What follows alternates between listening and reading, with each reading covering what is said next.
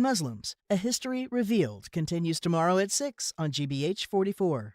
The American Revolution began 250 years ago, and Massachusetts was at the center of the action. From Boston taverns to Cape Cod harbors and secret operatives in the Berkshires, it took the entire colony to create our Commonwealth. Over 500 individuals fought and conquered. 24 of them are patriots of color. We had about 80 men that were called to duty. Discover the stories at gbh.org/America250. You're listening to 89.7 WGBH HD1 Boston. Online at gbhnews.org. GBH News. What matters to you? I'm Jim Browdy, head on BPR and GBH and NEPM. On the eve of Memorial Day weekend and the start of the summer road trip, we'll open phone and text lines to talk with you about these pesky near-record gas and grocery prices. Trump says the increases are mere peanuts. Are they affecting your travel and party plans? Call or text. Then we'll check in with political analyst Chuck Todd and former Public Safety Secretary of Massachusetts, Andrea Cabral. I'm Marjorie Egan. In the second hour, environmentalist Bill McKibben joins us to talk about how much Donald Trump has hurt our climate and why we in Massachusetts can't get solar panels on our balconies like many other states. Help our electric bills. We'll check in with NPR TV critic Eric Deggans about late-night legacy Stephen Colbert. His last show is tonight. And it's Am I the A-Hole Day, involving a preachy vegan who got busted for sneaking a juicy bacon burger deal every Monday at his local bar. Should he be outed to his family? Weigh in next on Boston Public Radio. Live from NPR News in Washington, I'm Korva Coleman. Pakistan's interior minister is in Tehran to try to salvage talks between the U.S. and Iran. The diplomacy comes after President Trump said he paused a decision to resume attacks against Iran to give more time for negotiation. NPR's Dia Hadid reports from Mumbai. This is Pakistani Interior Minister Mohsen Naqvi's second visit to the capital this week to meet with senior officials. One Iranian state-backed media reports this time he's met with Iran's Foreign Minister Abbas Araghchi. Another state-backed media outlet reported that Naqvi was passing on a U.S. proposal to Iranians. The outlet says Iran is reviewing the text. Even as Pakistan's interior minister tries to coax Iran, Reuters has reported the supreme leader has insisted that its enriched uranium must stay in the country. Iranian officials believe that if the material is sent abroad, it will be more vulnerable to attacks. Before the war began, officials there had signalled they were willing to ship out half of its stockpile of uranium. Dia Hadid, NPR News, Mumbai. The Justice Department has indicted a former federal prosecutor. This is on charges of allegedly sending a copy of former special counsel Jack Smith's report on the investigation into President Trump's classified documents case. NPR's Jacqueline Diaz has more. Prosecutors allege that Carmen Mercedes Lineberger emailed a copy of the report to her personal email in January 2025 and tried to hide the fact that she was doing this. The grand jury indictment says she downloaded the documents and emailed them with titles like chocolatecakerecipe.pdf. The indictment doesn't say what Lineberger planned to do with the documents. At the time, a federal judge had ordered the report sealed. Judge Eileen Cannon has since ordered the report permanently sealed. Lineberger served as the managing assistant U.S. attorney in Fort Pierce, Florida. She pleaded not guilty to 4 felony charges, including theft of government property. Jacqueline Diaz, NPR News. The U.S. has deported 9 migrants to Sierra Leone. NPR's Jewel Bright has more from Lagos, Nigeria. Fewer than half of the promised 24 deportees arrived Wednesday. U.S.-based immigration lawyers say some of the deportations were blocked. The deportees are expected to eventually be sent to their home countries, but it's unclear if they will be received. None are from Sierra Leone, and local officials who received them say many were traumatized after being chained for months during their detention in the U.S. At least 8 other African countries have signed deals with the Trump administration to receive non-citizen deportees. Many of these countries have repressive governments and have been accused of holding deportees in poor conditions and without access to legal counsel. Joe Bright, NPR News, Lagos. On Wall Street, the Dow is down 75 points. You're listening to NPR. Good morning. With the latest from the GBH newsroom, I'm Craig Lamolt. The Boston police officer arrested for fatally shooting a carjacking suspect in March has now been indicted on voluntary manslaughter charges. 34-year-old Nicholas O'Malley and another officer were responding to a carjacking in progress when they approached Stevenson King in a car. O'Malley fired at King, claiming he refused to show his hands and tried to run the officers down with his vehicle. Investigators say no weapons were found on King's body. Suffolk DA Kevin Hayden charged O'Malley with manslaughter, saying body cam footage showed he was not at risk at all. Hayden has refused calls to release that footage. The Boston Police Patrolmen's Union has called the prosecution politically motivated. O'Malley has pleaded not guilty. As Memorial Day weekend approaches, law enforcement agencies are reminding the public of the state's new boating safety law. Massachusetts now requires anyone operating a motorboat to take a safety course and to have a certificate of completion on them while out on the water, with deadlines phased in over the next 2 years based on age. Marshfield's harbor master Mike DeMeo says 60% of boating incidents are due to operators with no experience. He says the safety course helps give people the basics. It's not a captain's course, but it's going to give you enough information to hopefully make you be informed to make good decisions about navigation, where to be, where not to be, which side of the channel, things like that. Authorities say there will be more patrols on the water this weekend, and there will be zero tolerance for operating a boat while intoxicated. Mostly cloudy today, highs in the mid-60s. Sunny tomorrow with highs in the low to mid-60s. This is GBH. Support for NPR comes from NPR stations. Other contributors include Raymond James, where wealth management, banking, and capital markets strategies start with connections between people. Raymond James, the power of personal. Disclosures at raymondjames.com. This is NPR.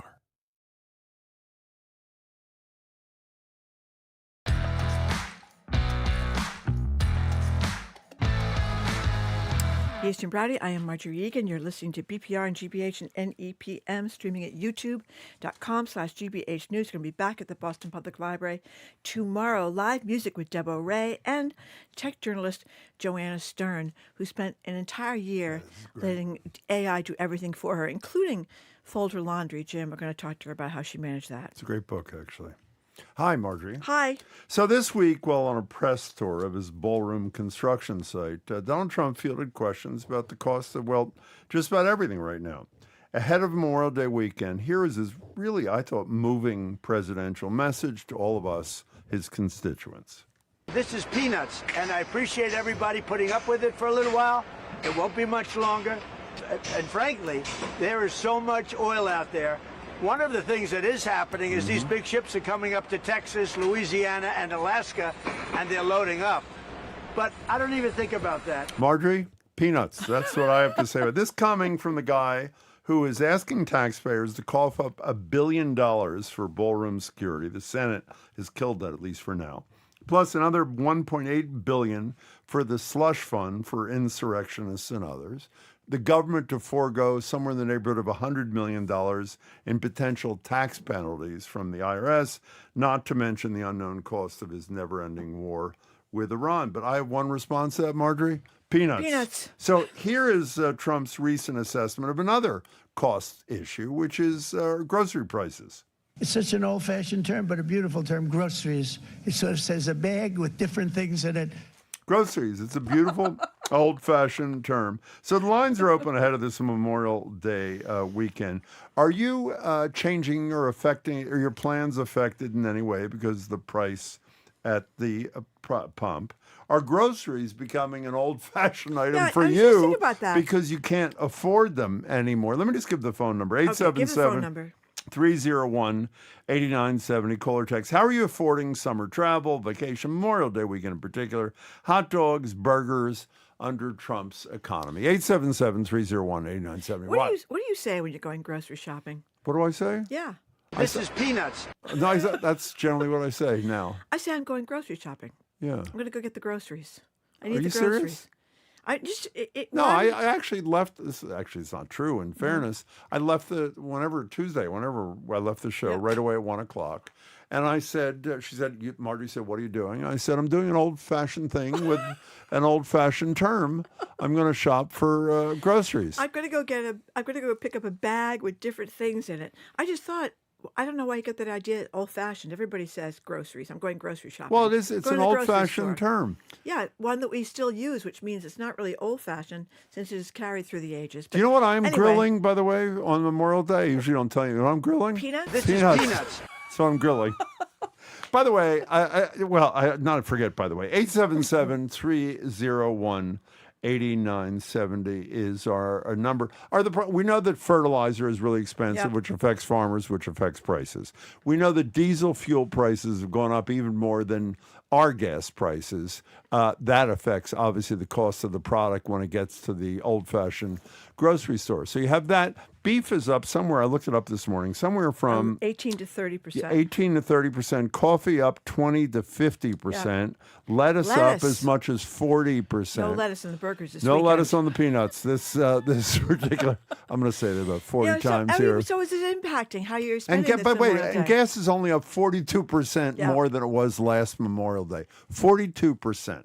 And by the way, when people, before you call and say, well, gas prices on Memorial Day were even higher under Biden in 2022, you know why? Because Russia had just invaded Ukraine, which was not Biden's decision. Iran is Trump's decision. And can you imagine if you're a Republican running for office and the President of the United States stands in front of $1 billion ballroom, a skeleton, which he said was going to be privately funded, but now he wants taxpayers to pay for, and says, and by the way, I'm going to do $1 billion of your dollars, I hope, for the ballroom, but your concerns about groceries and gas, you know what they are? Peanuts. I mean, there it is. It is unbelievable. Some dry roasted Planters peanuts. 877. I love peanuts, by the way. Here's Jim. 877-301-8970. Jim from Manchester by the Sea says, my plans for food haven't changed, but my plans for alcohol are definitely going up. Do you know how many people are driving this weekend? I mean, talk about masochism. 39 million people are taking to the roads for Memorial Day. What is wrong with those people? I mean, we have another texter who says that they're going to keep their feet in the ground because it's the FAA and other recent mishaps and close calls in the air that has convinced this person to keep his feet firmly on the ground. He's blaming Elon and Doge. Mary from Worcester says Trump doesn't know what groceries cost because they don't have them at McDonald's, ha ha ha. Or that the last time he went grocery shopping was a long time ago, and he probably never even did it when he was a kid. So that's probably why he thinks groceries is an old-fashioned term. He heard his mother saying it back in the 40s or something. You know, this is a true story, and you've actually been there at times with me. When I go to the Red Sox game, my favorite thing, even more than a sausage, by the way, are the peanuts and shells. And I would say generally, by the third inning, I can't see the game over the peanut shells. I know. It is so great. What mostly a great... you drop them right on the floor. Don't people drop them right on the floor? I think they do. Okay. By the way, we already have a poll. Is this our poll? This is our poll. We have a poll. What are you splurging on this Memorial Day weekend? So far, 40% say peanuts. 60% say a bag with different things in it, which is what we used to call groceries, a bag with different. Yeah. So go to our poll. Where is the poll? At GBH News? Is that where it is? Wherever it is. GBH News. I'm going to Market Basket, or I'm going to Trader Joe's, or I'm going to Whole Foods, or I'm going to Star Market. You could say that. But generally speaking, I'm reviewing my life, Jim. Yeah. I think I mostly said, we need some groceries. Yeah, you do. Yeah. And you put some different things in the bag before. This is peanuts. Yeah. Usually it's several bags that you have to put in the carriage and take them out to. By the way, for whatever it's worth, for those who are losing hope that the American people are losing their minds, you know that more than 70% of Republicans, maybe not the MAGA but Republicans say the economy is a mess under Trump. So they understand what the personal impact has been. Yeah, they understand it, but they have to pretend that they don't know it because they can't defy the president in any way, shape, or form, because as we know what happens when they do, including Thomas Massey, who I thought was going to win, and he went down in flames. Anyway, he was the congressman from Kentucky. He still is a congressman. He is, and he's got 7 months to go, as he points out. He can be a real thorn in the side of the president for another 7 months. I thought he was going to win. He was very outspoken about the Epstein files, but he lost too. Anyway, Pat in Framingham, thank you for calling. The reason I'm calling is to say the reason he doesn't understand the grocery term is he's never stepped foot in a grocery store. It's possible. And Excellent he point. doesn't know about groceries. So, Pat, what do you say when you're going grocery shopping? I always say I'm going shopping or I'm going grocery shopping. Exactly. And that's what I ask Alexa to do on my when I'm adding my grocery list. But wait a second. You've never, excuse me, you've never said, I'm just going to put different things in my bag? You've never said that? No, and I'm a single person. I'm spending over $159 without meat. Wait, $159 per what? Per week. Per week. Yeah. Wow. You're putting a lot of expensive different things in the bag, or maybe they're just inflation, different things in the bag. Yeah, we're making light of it, but that is really... it's a lot. That's horrible. I mean, Pat, thank you for your call. We appreciate it. Enjoy the weekend. Pat raised a good point. What'd she say? This is what you say. Where are you going? I'm going to put different things in my bag. Yeah. By the way, Chuck from Brighton has had some good texts lately. This is a good one. Yeah. He says, I haven't made any plans for Memorial Day weekend because I still can't stop talking about the China summit.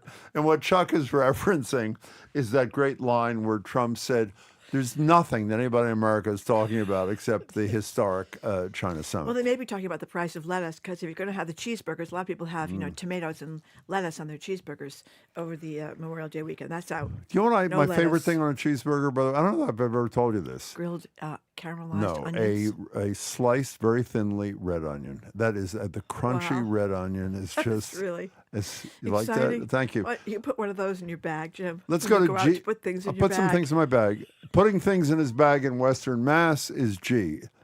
G is how you say your name, G? Mm-hmm. Hi. There. Welcome. Glad you called. Welcome. Thank you. Sure. Yeah, I'm just calling because obviously everyone is overloading in their bank accounts, and they can't afford their peanuts and their groceries, so it's horrible. And I think just so sick of this mess, we need to vote blue or vote left. But we also need to make a statement that we never want some BS like this again. I think we need a strike.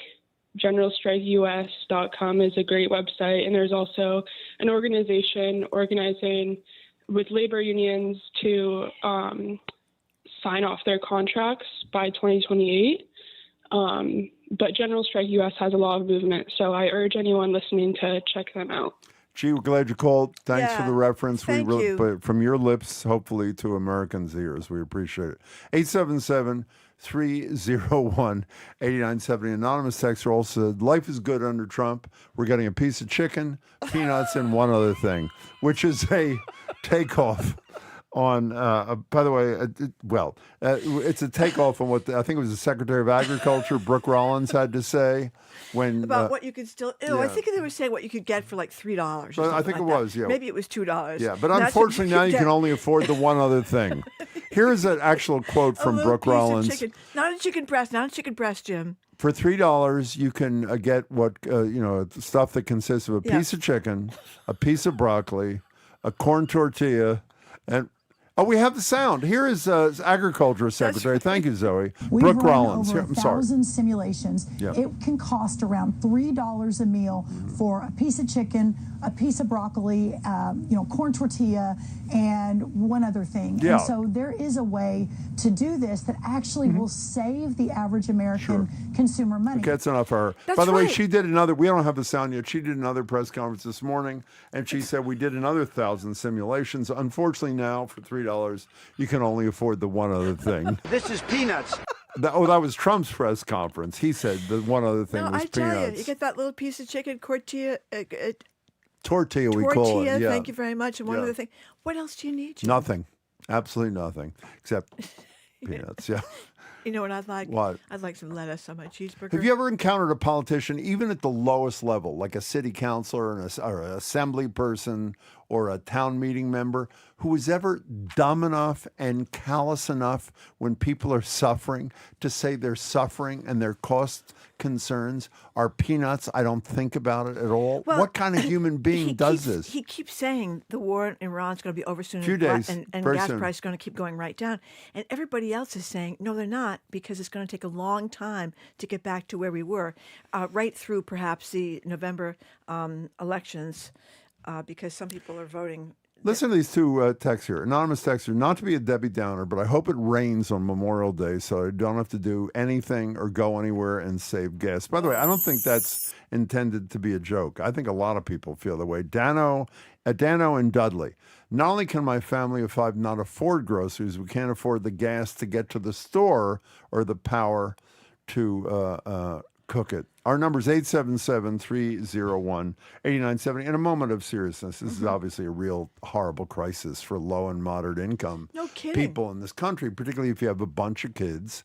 Gas prices are up dramatically. As I said, 42% since, well, actually, it's 42% more than last Memorial Day, but it's more than 50% above what it was on February 28th when the war started. And rents keep going up, and people can't afford to buy a house, and people can barely afford to get child care. They can't afford child care. I mean, we're in a financial crunch. Oh, but by the way, in terms of everybody going for groceries, I should point out that we have a texter who says he has a friend who lives in Rhode Island, and apparently in Rhode Island, she says she's going to the market. Okay, that's fine. Now, anonymous texter says this, we should have said this ourselves.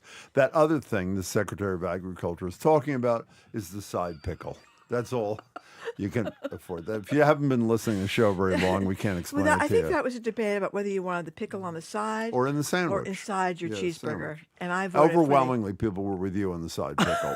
On the side, I like that baby right in there with a. I prevailed with the side pickle. Bob in the car. You are next on BPR. We're talking about prices of everything ahead of Memorial Day. Welcome. Well, hi. Good morning. And to you, of course. I am not the least bit bothered or financially stressed by the price of gas at the pump. Oh, good. Because I'm driving an electric car. Good for you. And as part of the deal to purchase this car, I get 2 years of free charging at the charging stations. You do? Not only. Wow. Yes. Well, I don't know that deal is still on since Trump has taken office, since he's done as much as he can to crush the electric car industry, as well as the renewable energy industry. But I think the irony here is that after this crisis, I think you're going to see a revival of interest not only in renewable energy but also in electric cars. Well, you know, we will be less vulnerable to oil crises somewhere in the Middle East or elsewhere in the world. You know, for whatever it's worth, I think Bill McKibben's going to be with us at noon. And talk about this. Last time he was on, about a month ago, we asked him if one of the perverse benefits, Bob, of the war and rising gas prices was a move to EVs. And what I read this morning in anticipation of him coming is while the numbers have increased slightly in this country, as is typical, the EV purchases have accelerated, I don't mean that as a pun, far more in other nations around the world. As with everything, we're behind. But you didn't just buy your car in the last few months. You've had it, right? It'll be 2 years old in October. Great, good. Wise choice. I got one too. I'm with you, Bob. Thank you much for your call. You know what's really too bad about this too, that all these electric cars are being built in China now, and you know it's an opportunity for the auto industry that is going to be. What are you laughing at? I'm laughing. You finish your thought, and I want to tell you something. I was just going to say. I mean, it would be nice if we were going to building those cars here, so American automakers could be making the money instead of the Chinese automakers. They're going to be selling them to us when Trump is gone. You know, I think this is Stephen Colbert, and we're going to talk about his last show with Eric Deggans in the noon hour. I think it was him that did a little bit this week on their finally shipping the $500 or $600 Trump Gold phones. Oh, yeah. Which are exactly the same as the phones that sell for $200 at Walmart, by the way. But I had forgotten this. Originally, when they were advertised, they said in big letters on the advertisement, "Made in America," and now it says something like, and I don't have the exact words, but it's like this because they weren't made in America. It says something like "influenced by American values" or some such thing, either on the package or the website or. I mean, a fraud. Every direction this guy looks. Callous, felonious, and fraudulent. Well, that was a great story that Ken Casey tells about at the concert with the guy that had the Trump shirt on. Yeah. Remember that? Oh, sure. And when he made a bet with him, and Ken Casey said, "Oh, okay, you'll win the bet if that shirt was made in America," and he takes the shirt off, and of course... Made in China. Made in China. So now we're talking about, the people talk about groceries as putting things different things in... I'm sorry, the quote is designed with American values in mind. There you go. Thank you, whoever there you gave go. me that. Go, I'm sorry. People putting different things in the bag. In their bag, yeah. And this person is saying, alas, things have gotten so expensive that I've started putting things in my pockets because it saves time. Okay, Peter in Mystic says, from now on, all state dinners will feature a piece of chicken, a piece of broccoli, a corn tortilla, and one other thing. Let's go to Lester in Salem. Well, Lester, thank you very much for your call. Welcome. Oh, well, thank you. I was just wondering if the 6 or 7 Republicans who just lost their jobs, their partners, but are still in the legislature or in the House, can they switch to Democrats for the remainder of the tour and just switch the House around? That's a wonderful point. The answer is yes, they can. And if a majority of... That's a really interesting point, Lester, that I had never thought of.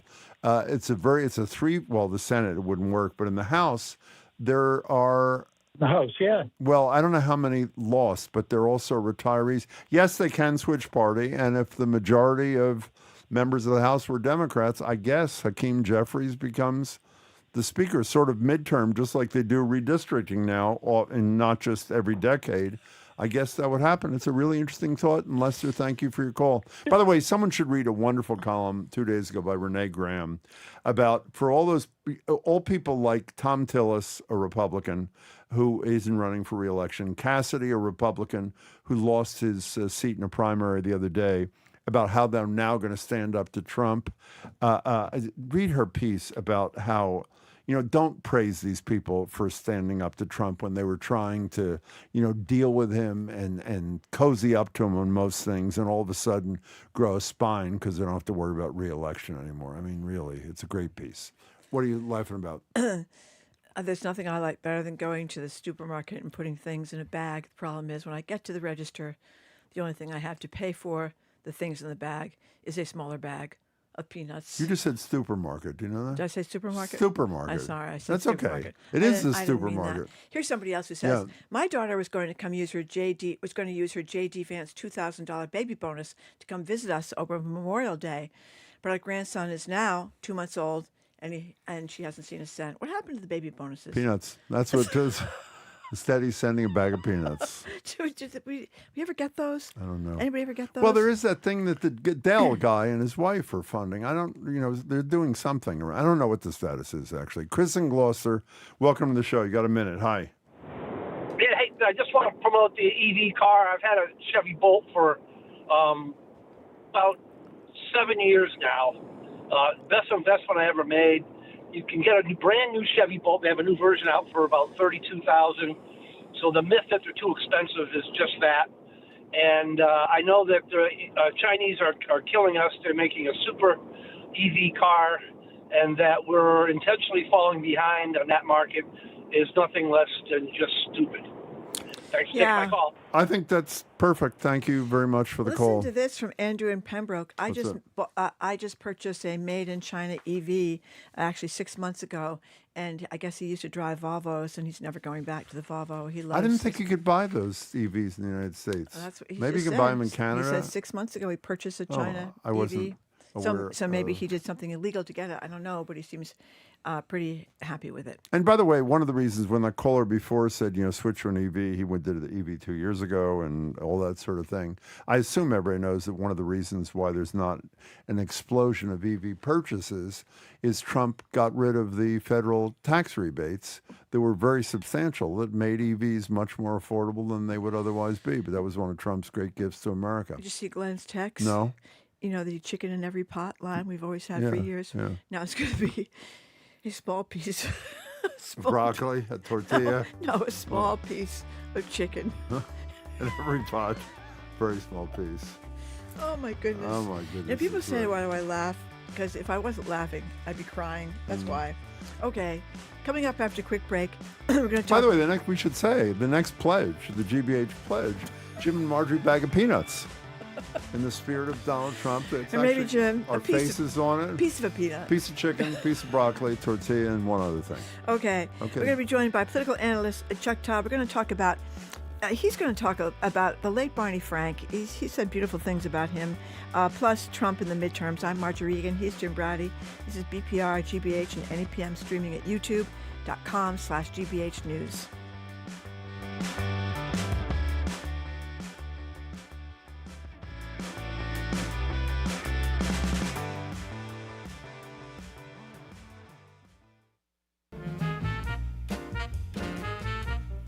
I'm Jared Bowen. Tune into The Culture Show for daily discourse on the arts and culture scene, and join us for what is a continuous conversation about the state of the arts with the most interesting thinkers, innovators, and creators in the region and beyond. From the poets to the painters to the power brokers who hold the purse strings. It's all here on The Culture Show today at 2 on 89.7 GBH. Our programs are made possible thanks to you. And Cambridge Trust, a division of Eastern Bank, dedicated to helping individuals and businesses pursue their financial goals with a full range of banking and wealth management services. Learn more at cambridgetrust.com. And White Flower Farm, offering home gardeners a wide selection of plants, tools, and supplies for the growing season ahead. More at whiteflowerfarm.com.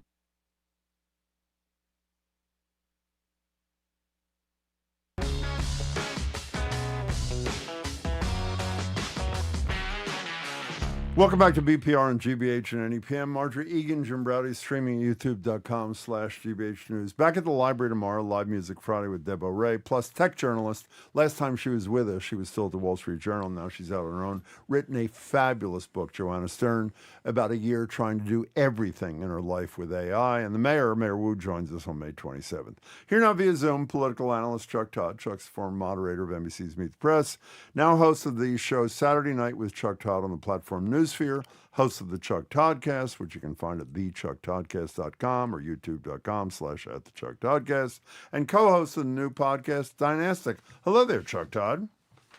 Well, hello there. Well, hello to you. The near Memorial Day weekend. It is. It is indeed. That's right. $4.50 a gallon gas. We're grilling peanuts actually on Memorial Day. We've had that discussion here, and if you're free, come on over. Okay. Okay. Grilling peanuts. You're not going to boil them. You're not going to roast them. We might boil them, Yeah. You want to grill them. In the shell, I hope, please. Exactly, yes. Yeah. Okay. So, Chuck Todd, in one of your podcasts, I heard you talking about our late Congressman, Barney Frank. And I just want to preface this by saying he came out in 1987. I used to work for the Boston Herald then. The paper was really vicious, I thought, toward Barney Frank, and you touched on a little bit of that as well as his what he did in Congress. So, tell us what you said about him. So, this is one of those, and this happens plenty of times in our living history, which is you see somebody pass away and you think, boy, they're not getting the due that A, they deserve, or B, that they will get. And perhaps historians will be kinder, right? And when you think about what Barney Frank had to go through, it's very similar to what black baseball players went through in the late 40s and the 50s, in particular, when the league first integrated, where they had to accept the attacks, they had to accept the name calling. And when I said they had to, obviously they didn't have to, but if he wanted to stay in Congress, if he wanted to at least, he was trying to get a seat at the table. He was in some ways trying to say, hey, this is not weird, this is normal. And somebody had to be the first. I don't believe he's the first gay member of Congress we've ever had, but he's the first one that came out. Right? What'd you say about, sorry, go ahead. And I think that, and when he did it, think about when he did it. You talked about 87. That's the height of the AIDS crisis. It's actually quite risky. In some ways, right? But it was just as risky for him not to stand up for gay men and women who were suffering from a disease and being stigmatized because of a disease simply over sexual orientation. And it just is. Look, never, and he persevered. He ends up being the godfather of some of the most important financial regulation that we've ever had. That not everybody thinks is great, right? It's not the best, but it's durable. It has been more durable than people expected, and because we had to do something, we couldn't have nothing. And it's certainly a framework that I think we'll end up building off of. Look, he was a kind of a grumpy guy. I never had grumpy guy. Right? I'm not going to sit here and say I ever had a great interaction with him. They were never horrible, but they were always not the easiest. Okay? Now, I also think part of that goes to, I remember when I met Jim Brown late in his life. And I asked him, I said, you get this reputation for being ornery. And he goes, well, a lot of people didn't take me seriously. So yeah, I got ornery, like when he was younger. And, and I think in some ways where I have more forgiveness for sort of how Barney Frank interacted with us in the press and in the aughts sort of later in his professional life, I have to realize that he went through where the media treated him like garbage, right? It wasn't all media did, but you just talked about the Boston Herald. I mean, think about you go back and look at those Boston Herald tabloid covers in the 80s that had to do with Barney Frank and tell me whether any of those things would be considered acceptable discourse today. You also mentioned Newt Gingrich going after him. I think Dick Armey. Yeah. Tell us. Dick Armey. He did the infamous, and the Dick Armey moment is important. He just in casual conversation called him Barney Fack. And it says, oh, I misspoke. Oh, you did? Really? Yeah. You misspoke? And it was a moment when you realize this is how they talk about him behind the scenes. And and I think Barney Frank knew it. I think the American people knew it. And the fact that Dick Armey trust me, he didn't go to the floor to apologize because he thought he made a mistake. He went to the floor to apologize under pressure from a lot of other of his colleagues, where it's like, you know what, you went too far. And it probably was an important moment for that entire body of Congress at the time, and it probably did, in its own bizarre way, only help the movement in the long run, right? Because in some ways you rip the Band-Aid, you're like, aha, you guys are this. You're really this way. And then there were people that said, I don't want to be associated with that. Yeah. And it was just an important moment that sort of really did turn a page. But I do think, the Barney, and today, the speed of information, we don't linger on people the way we used to linger on people when they died and their legacies and all that stuff. And there's a part of me that misses that. And but I do think history is going to be awfully kind to Barney Frank, and his significance is only going to grow. Can I also, if I may, because I don't know if people were listening yesterday, one thing that's been left out of almost all of his obituaries, where they talk about Dodd-Frank, financial services, Consumer Protection Board, and obviously his coming out and the advocacy did for LGBTQ people for his whole life. As I mentioned yesterday, when Barney Frank was a freshman, Ronald Reagan proposed abolition of legal services for the poor. I was then president of the Legal Services Union, and the two people are most responsible for Reagan's loss, which he characterized in an exit interview in Time magazine as one of his three greatest disappointments. That's Reagan, the failure to abolish legal services for the poor. Freshman Barney Frank and the most experienced senator maybe ever, Ted Kennedy, between the two of them, saved legal services access for poor people in this country. And it's mentioned almost none of the obits, and he was a huge and important I didn't realize that myself. Yeah, so really big deal. He was great. Look, that was by the way, that's the other thing you got to know about him. He understood how the place worked. He wasn't, he didn't intend to be a show horse. There's this idea that you have show horses and workhorses. He was prominent because other people chose to make him prominent for reasons he didn't want to be prominent for.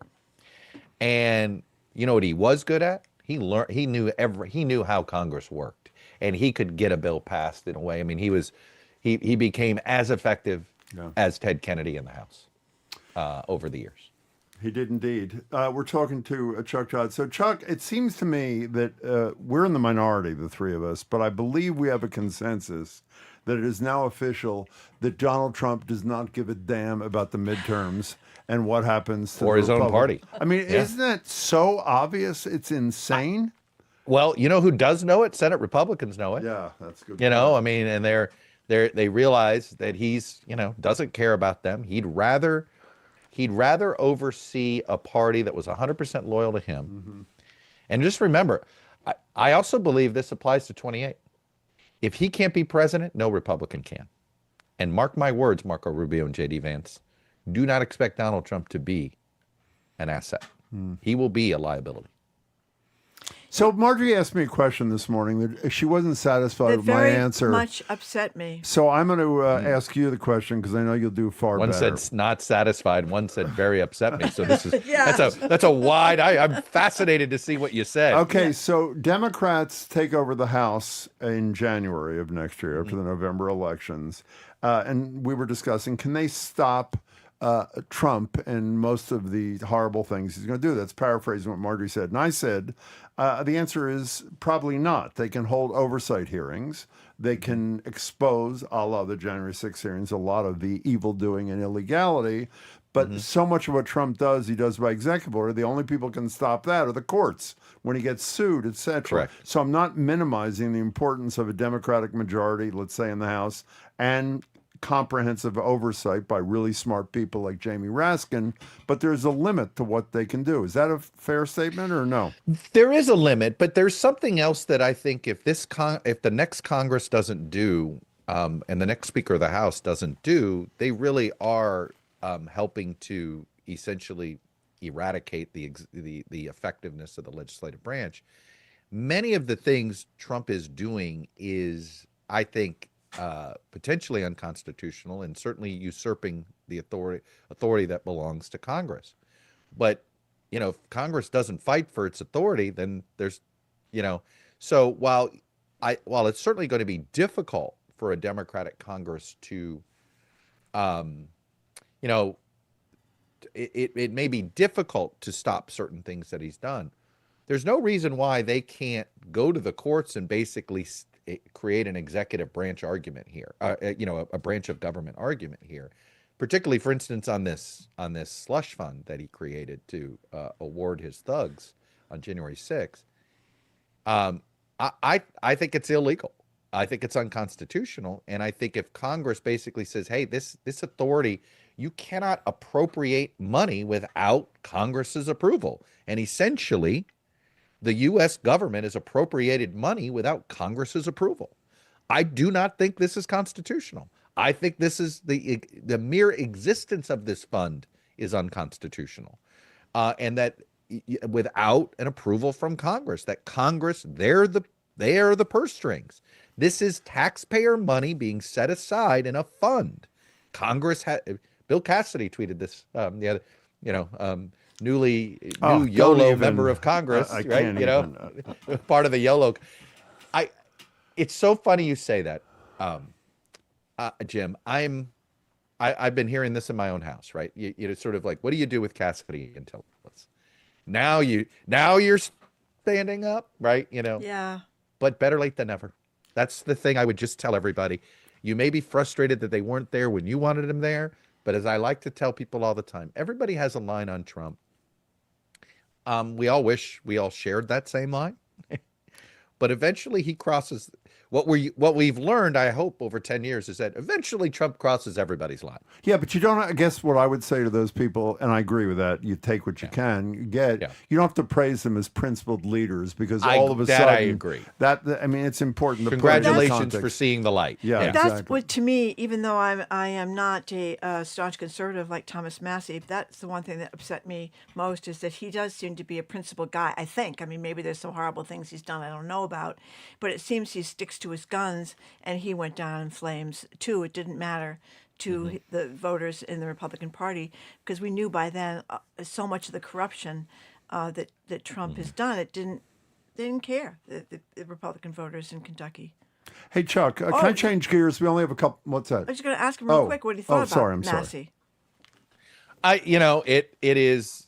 They spent. This is a case where Trump actually put his money where his mouth was. Yeah, so that was it, money. And so, I mean, just like they did in Indiana. I mean, and remember, in a weird way, losing would have been so much more damaging than winning, right? He's got to be able to keep this illusion that he controls the party. And I'll say this, no one can deny he doesn't control the party at the moment. He controls the party.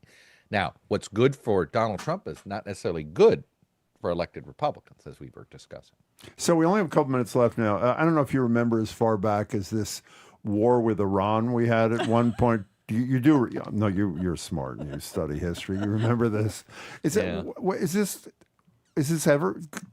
the strait ever going to be open? Is there ever going to be any even phony resolution to the nuclear thing, or does this just get backburnered forever? Well, I mean, is 475 gas back burner, right? Yeah. You know, it may be Trump wants to back burner it. I think Trump has this fantasy that somehow pivoting to Cuba he'll somehow Jedi mind trick out of Iran. Oh, Iran? What? Did you see Cuba?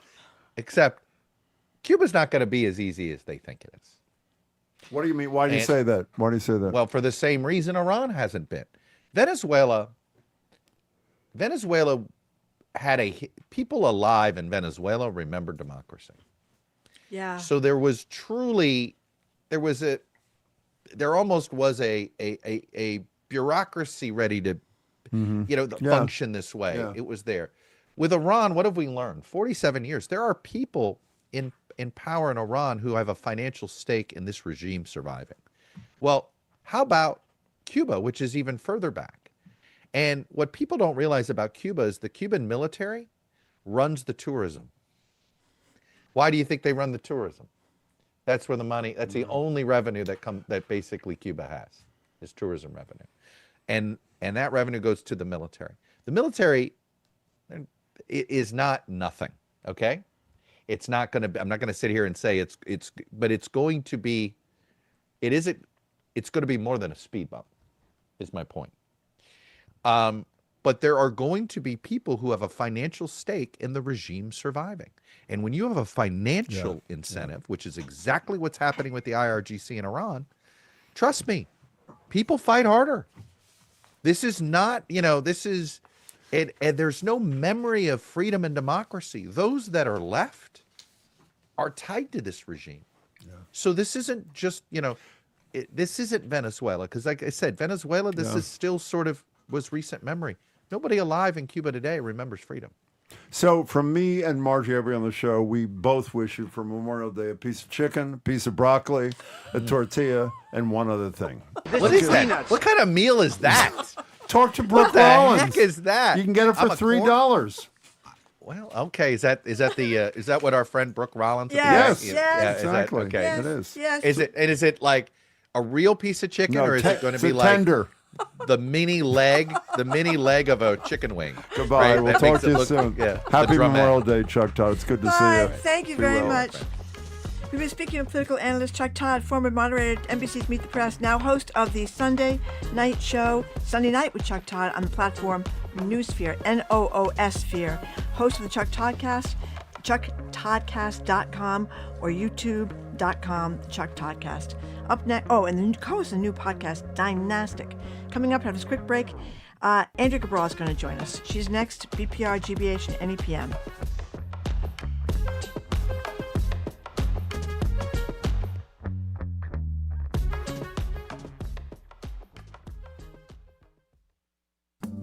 In 1972, 5 men were arrested at the Watergate complex. The story could have stopped there, but 2 reporters had greater instincts, including following one shadowy source's instruction. Just follow the money. I'm Jared Bowen. For our next watch party, we're revisiting All the President's Men, the newsroom masterpiece starring Robert Redford and Dustin Hoffman as Woodward and Bernstein. Call in to tell us how this classic resonates now. That's on The Culture Show tomorrow at 2 on GBH 89.7. Support for GBH comes from you. And Dover Rug and Home. Rugs and carpeting for today's lifestyle with in-home rug trial and design consultation.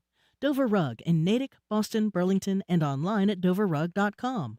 Dover Rug. Rugs and the people who know them. And Boston Ballet, presenting The Sleeping Beauty. The timeless fairy tale is brought to life with exquisite choreography and Tchaikovsky's glorious score. Performed live by the Boston Ballet Orchestra. Opens May 28th. Tickets at bostonballet.org.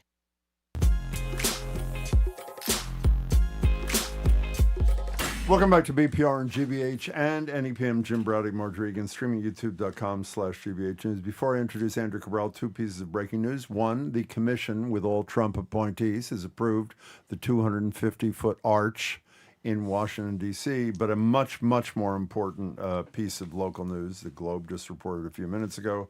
A man I know Margie and I have colossal respect for. Lee Pelton has just announced through the Globe that he'll be leaving the Boston Foundation in August. You should read the piece. And Lee will be with us soon to talk about his reasons, his legacy, what's next. But in the interim, congratulations for wonderful work there, like at Emerson and everything this guy has ever touched. In any case, joined on Zoom by Andrea Cabral, former sheriff of Suffolk County and former secretary of public safety. Hey there, Andrea. Hi. Hi. Andrea, two police officers that were badly injured on January 6th have filed this lawsuit hoping to block Trump's $1.8 billion slush fund, which some people are calling reparations, certain irony there, to the people that are criminals. Do you think they have any chance? I've heard this like almost impossible. Well, I don't know. It sort of depends on the courts.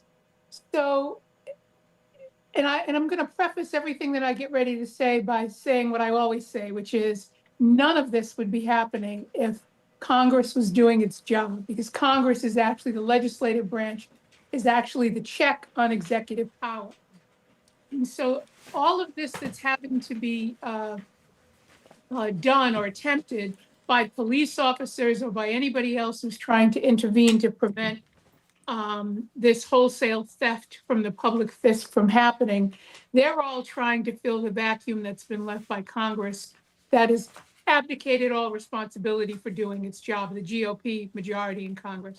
In any event, as most people know, the judge who was actually hearing this, and I always use air quotes for all of these words, lawsuit by Trump and his sons for $10 billion was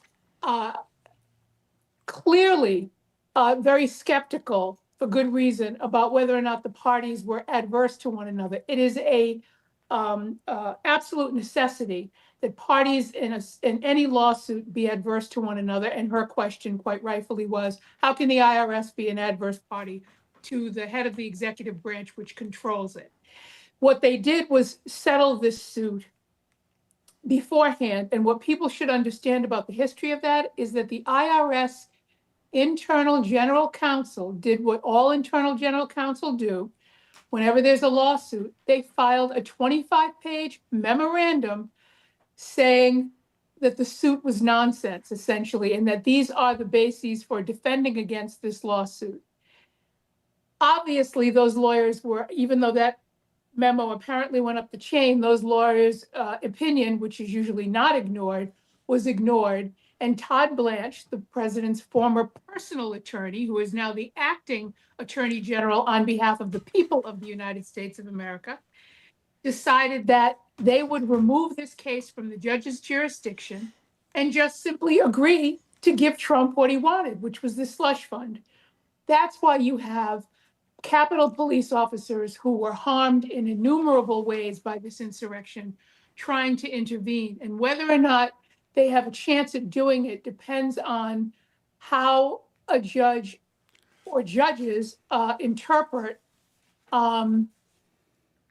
both the morality and the rightfulness of this quote unquote settlement. The notion is that this was not a lawsuit to begin with because they were not adversarial parties. So that in some ways presents the problem for these plaintiffs, these Capitol police officer plaintiffs, whether or not an actual lawsuit ever really existed, or this is just Trump stealing from one of the agencies that he controls. And if that's the case, who has the right to intervene is one of among the many questions that any court is going to have to face. You know, Andrea Cabral, one of the reasons, I don't tell you, but I'm just as a transition, that Trump has been able to get away with as much, in my opinion, lawlessness and outrageous behavior is because of the Supreme Court of the United States. And I have to say, I'm so sick of civility when the house is burning down. And here is Ketanji Brown Jackson, and she was not uncivil, but she was being honest, which I wish there was more public honesty from those of us on the losing side of almost everything these days. Here is the Supreme Court Associate Justice Ketanji Brown Jackson, earlier this week in an event in Washington, talking about the speed with which is very unusual, as Andrea will describe, the majority of the Supreme Court decided to implement their gutting of the Voting Rights Act decision. Here's the justice. But the parties who came to us said, please alter your rules so that we can essentially have an advantage in the context of this political dispute. And what I thought is that should not be something that we should do, because it would look as though we were doing something unusual. And again, I say this is very unusual. Just stating the facts. And by the way, the sad part of this, beyond the decision, is that the two other liberal-leaning justices were not part of this disappointment, let me be euphemistic, by Jackson. What do you think about what Jackson had to say? And how do you feel about the whole notion that the traditional historic protocol and politeness and whatever is still in place from an institution, the Supreme Court, that seems to be hell-bent on, in my opinion, destroying democracy? I have enormous respect for Justice Jackson, and I am disappointed that the other two Democratic, and I use that in terms of our democracy, Democratic justices did not join in her dissent on that point. I think that civility in the face of a party who wants nothing but the destruction of democracy, when you are a justice of the United States Supreme Court and your job is to uphold the Constitution and democracy, is insane. And I'm not saying that she should be giving a speech and calling people names. I'm saying that whatever she or the other justices need to say should be said with the sort of five-alarm fire attitude that this deserves. To say it calmly makes it seem as though you merely object. There's no such thing as a mere objection to the destruction of democracy in the United States of America. And so I don't understand that. I don't understand the Democrats in Congress not every day taking to the streets and to the floor to decry what's going on. To not have a running tab of today's corruption, to not be using the money that they raise from people to buy airtime, to make sure that the country knows that they are being robbed.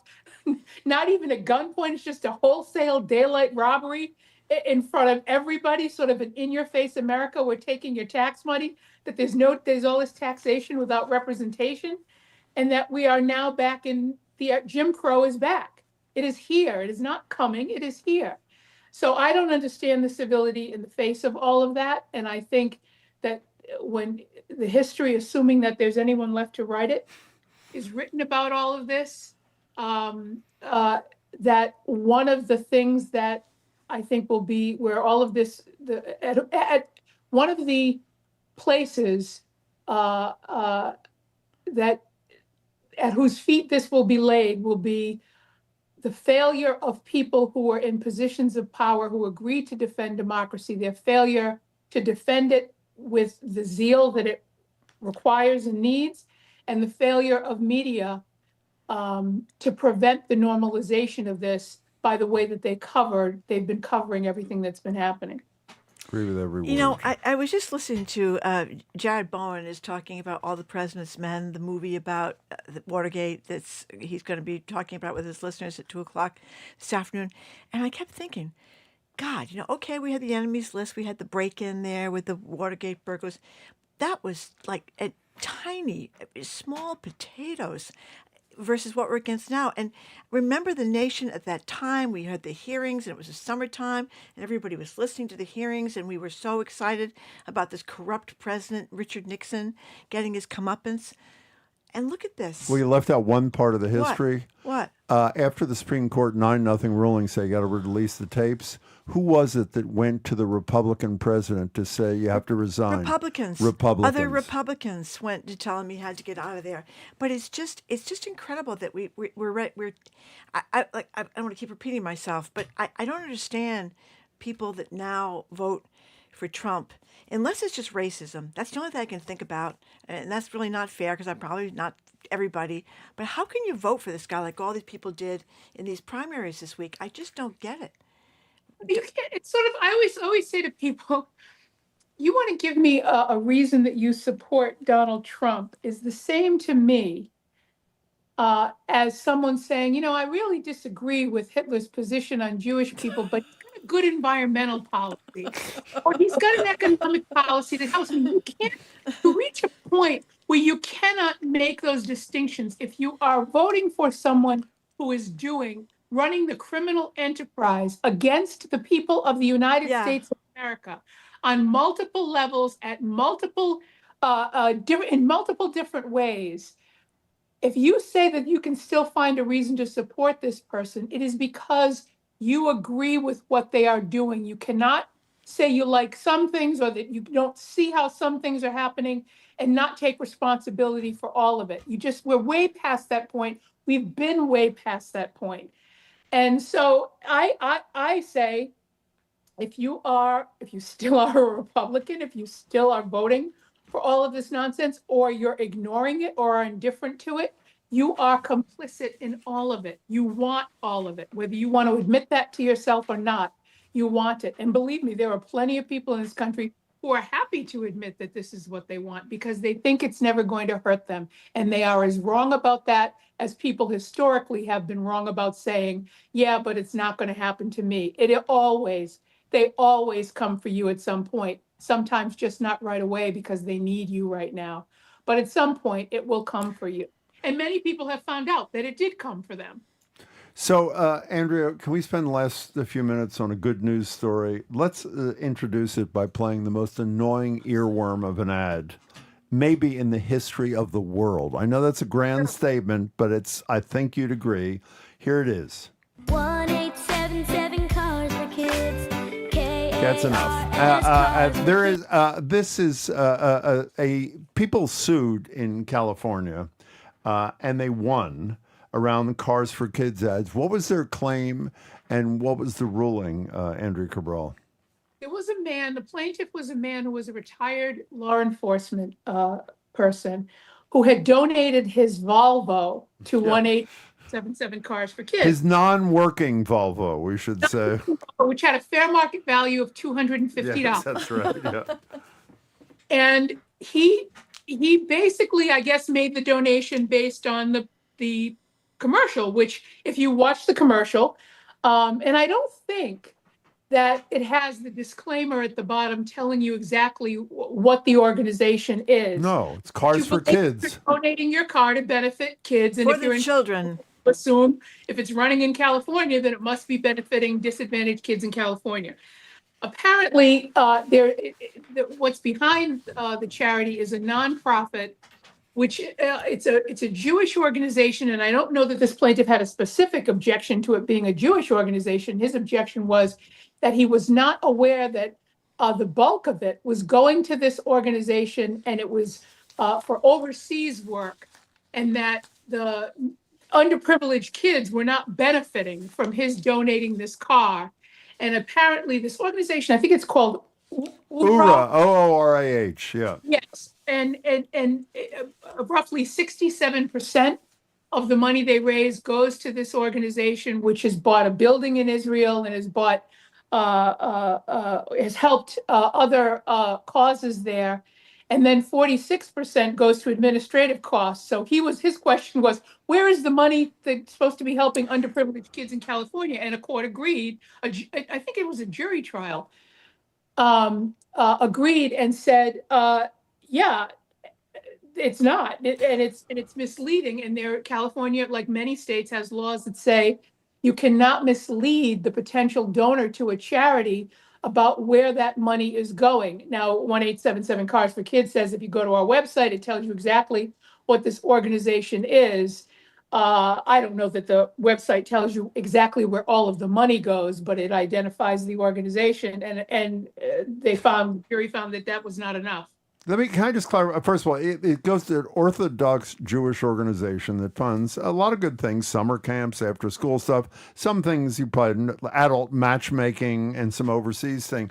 Let's be clear here so that people don't get their you-know-what in a bundle. If they disclose what the money's going to and you choose to give, good for them. Raise billions of dollars. But it clearly, I mean, how many times have you, each of us, seen this? Like 300 million times in our life? I mean, it's everywhere, every day. And the notion that we leave with is that it's cars and other property to benefit kids. And it's a misrepresentation. And all I'm saying, and by the way, the reason we even brought it up, because that's California, is I would hope that people in Massachusetts, New Hampshire, Rhode Island, Connecticut, wherever you're listening to us today, unless you're in Jersey, which is where the charity is based, where they have a weaker case, decide to follow suit and bring a proceeding. I'm just deeply disappointed that the jury didn't find that they had to ban the jingle.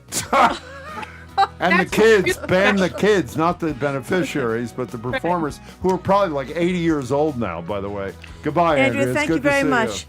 Andrea, of course, is former sheriff of Suffolk County and Secretary of Public Safety. We say goodbye to those of you for listening, who've been listening on NEPM. Thanks for tuning in. The 413 is on at 3 this afternoon. We're going to keep going here with environmentalist Bill McKibben in Boston. Some good climate change news for a change, and why Massachusetts is lagging behind so many other states that have approved these solar panels for your balconies, which could make a big difference in your electric costs. I'm Marjorie Egan. He's Jim Browdy, listening to BPR, GBH, and NEPM, streaming at youtube.com/GBH News.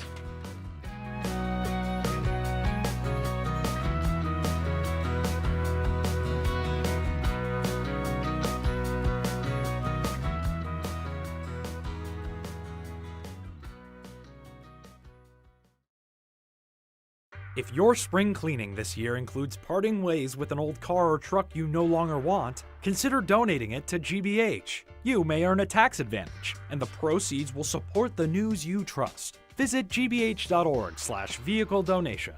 Funding for our programs comes from you. And Classic Harbor Line, offering a range of cruises for families, corporate gatherings, and sightseeing day sails throughout the summer in Boston.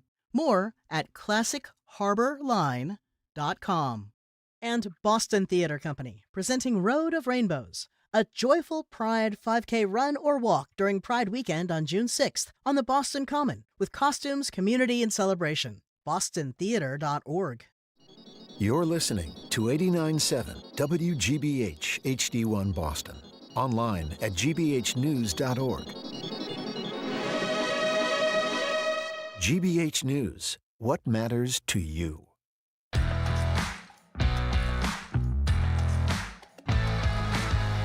Here's Jim Browdy. I am Marjorie Egan. Welcome to hour number 2 of Boston Public Radio, streaming at youtube.com/GBH News. Tomorrow we're going to be back at the Boston Public Library with live music from Deb O'Ray and tech journalist Joanna Stern, who spent the last year having book. AI doing everything for her, including folding her laundry. The mayor will be with us on the 27th at the library. Hello again, Jim. And by the way, since it's a big day for a lot of people, the last show of Colbert, Eric Deggans, TV critic and beyond for NPR, is going to join us in about 20 minutes. We're joined now, though, via Zoom by Environmentalist Bill McKibben. Bill's an author, educator, the co-founder of 350.org, and the founder of ThirdAct.org. His latest book is Here Comes the Sun, A Last Chance for the Climate and a Fresh Chance for Civilization. Also has a newsletter on Substack that is spectacular, titled The Crucial Years, and writes regularly for The New Yorker. Boy, that is a mouthful. Bill McKibben, it's good to see you. Hi. Good to be with you guys, as always. So, for us too. Bill McKibben, we wanted to do a little good news today, because you had a lot of good news in your piece about uncanny speed. Tell us about these batteries. Well, look, the last 2 or 3 years, we've talked an awful lot about solar panels and wind turbines, and we should, because that was a remarkable spurt in their growth. The last few months and the next couple of years, I think the even bigger emphasis is going to be on batteries, because that's what's being installed all of a sudden all over the place, and they've become incredibly cheap. The price down something like 85% in the last 3 or 4 years, and it's making a huge difference. The numbers out of, say, California this year are astonishing. At night, when the sun goes down on the world's 4th largest economy, the biggest source of supply to the electric grid are batteries that spent the afternoon just soaking up excess sunshine. Those batteries didn't exist 3 or 4 years ago, but now, as a result of them and the solar panels, California is using 60% less natural gas than it was 3 years ago to generate electricity. That's the kind of number that helps with climate change and helps with your electric bill. Well, you had this equivalency about the batteries installed over the last 36 months, the equivalent of a dozen new nuclear power plants. That's enormous, obviously. In California.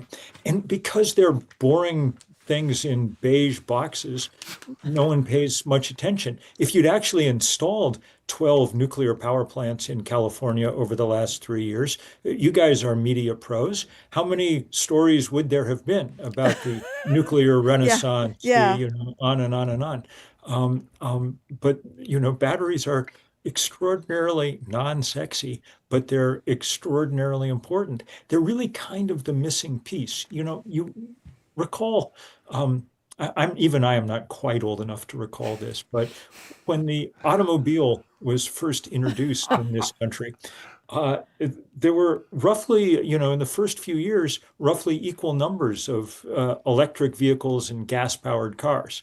And people really figured that the EV would probably triumph for the reasons that that it now does in most of the world: cheaper, so on, fewer moving parts, cleaner, quieter. But the problem was from the beginning that you couldn't get as much range out of a battery as you could out of a tank of gas. And that problem persisted through the 20th century. And it's only now in the last period that we've really made sudden, huge, smashing progress in batteries that will allow them to be an absolute linchpin of systems going forward. And they're getting more and more creative with the different ways that we install them, from the very large grid-scale batteries that we're talking about in California to much more sort of community-scale batteries that are going to help the electric grid, since we have so much trouble building transmission lines, help kind of island big parts of it and make it more stable and versatile, down to the batteries that people have in their homes. Here in Vermont, the biggest single power plant in the state are the batteries in people's basements that Green Mountain Power, our local utility, can command with a computer to release power at the times of big peak electric use. Can I interrupt this for just 1 second before Marjorie goes on a rant against the Massachusetts legislature? I was trying, as Bill is talking, I'm trying to figure out, is there anything that I'm better at than Bill McKibben? And I figured out merchandising. If anybody is thinking about, look at this shirt if you're watching on YouTube, Silver Wave Tour, Elders Rising for Climate and Democracy. It's a third act t-shirt, 100% cotton, a mere $25 waiting for you. How do I do, my friend? Very good, brother. Better than you, I should say. That's for sure. Okay, Margaret, take it away. So I am going to rant about the Massachusetts legislature. We are the least effective legislature, I believe, in the entire country. Yes, we are. Never get anything done here in Boston. He's kinder than we are when it comes to them, I think. But go ahead. You talked to us a while ago about these plug-in, put on your balcony solar panels, which apparently other states, Virginia, Maine, Colorado, Maryland, they've okayed them there. Yes. And they're still stuck in committee in Massachusetts, which means they could be there till we're all dead. I mean, we should be calling our legislators or what? Well, explain what they are one more time, Bill. Yes, absolutely. And this is a good chance to try and break the spell of the sacred Todd there and see if maybe Hill might get going. Look, at the very, very bottom of the solar totem pole, the smallest increment of these things is this stuff we're calling balcony solar or plug-in solar. If you've been to Europe in the last 4 or 5 years, you've seen these things. 5 million more Europeans have gone to IKEA and come home for a few €100 with a solar panel designed to be usually zip-tied to the balcony railing of their apartment. And on the back is a plug, and you plug it into the wall. no electrician needed. And in return, you get 20%, 25% of the power that your apartment uses. Not everything, but by no means nothing. A way for apartment dwellers and people without easy access to a rooftop to participate in this solar revolution. They have been illegal everywhere in this country, but that's beginning to change. It changed first last year in that progressive bastion, Utah, where the state legislature, on kind of libertarian grounds, made them possible. Then you'll recall Sunday, which we had last September, 500 events across the country, including some beautiful stuff on the Common.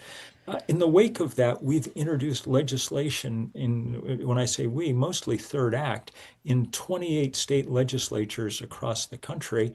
And I think we're going to have good results out of 10 of them by the end of the spring, which is pretty much unheard of anymore for new legislation going in around the country. One reason is that this makes entirely too much sense. It's completely easy and simple. The second reason is, and here's why it's so crazy that Beacon Hill is holding it up, it doesn't cost the legislature a dime. All they're doing is giving people permission basically to use the sunlight that's falling on their balcony. And that should be the easiest call in the world. But of course, nothing is as easy as it should be in our slightly dysfunctional political systems. Can we'll spend one more minute on this in terms of Beacon Hill? Other than the fossil fuel advocates, is there any basis for opposition to this flying through a legislature? I think that the two bases of opposition have been, or not even opposition, but just legislators deciding to wait a year, which is what they always do with things, is there a fire risk? Not really. Trust me, with 5 million of these things installed in Europe, if there were German apartment buildings burning down, I'm pretty sure Fox News would be letting you know. It's not like the Germans are, sort of loosey-goosey about the rules and regulations, In Illinois, the electricians union opposed it and managed to get it delayed for a year because I think they wanted to still be able to send a union electrician to sign off on everything. We should be employing lots of union electricians to install the heat pumps, to build the big solar farms, on and on and on. But I put in one of these in my house in Vermont, somewhat illegally, in January, just to prove it could be done. And I'm not sure what the electrician would have done because the entire installation was me plugging a plug into the wall. Even I can do that. I'm not exactly a electrical savant, but I was capable of that. And it is a way. People are very concerned about their electric bills. It is, as you say, 25%, but it's something off your electric bill. So there's a lot of concern about these data centers sucking up all sorts of resources. Tell us what you think about data centers. Sure. So we've been working towards at Third Act with lots of other people towards a moratorium on new data center construction. This is the kind of idea that Bernie Sanders put out earlier this year. And as he's put it, the basic thing is we need some way to have some kind of leverage with these guys to bargain with them about how this is all going to take place. The way that we do this can't just be, I'm an oligarch, I want to put up a giant thing in your neighborhood, suck up most of the electricity and half the water and suck on it, which is basically what we've done so far. And we need some way to get in the way of that. And so that's why I think people are working hard, lots of places, for moratoriums on that goes,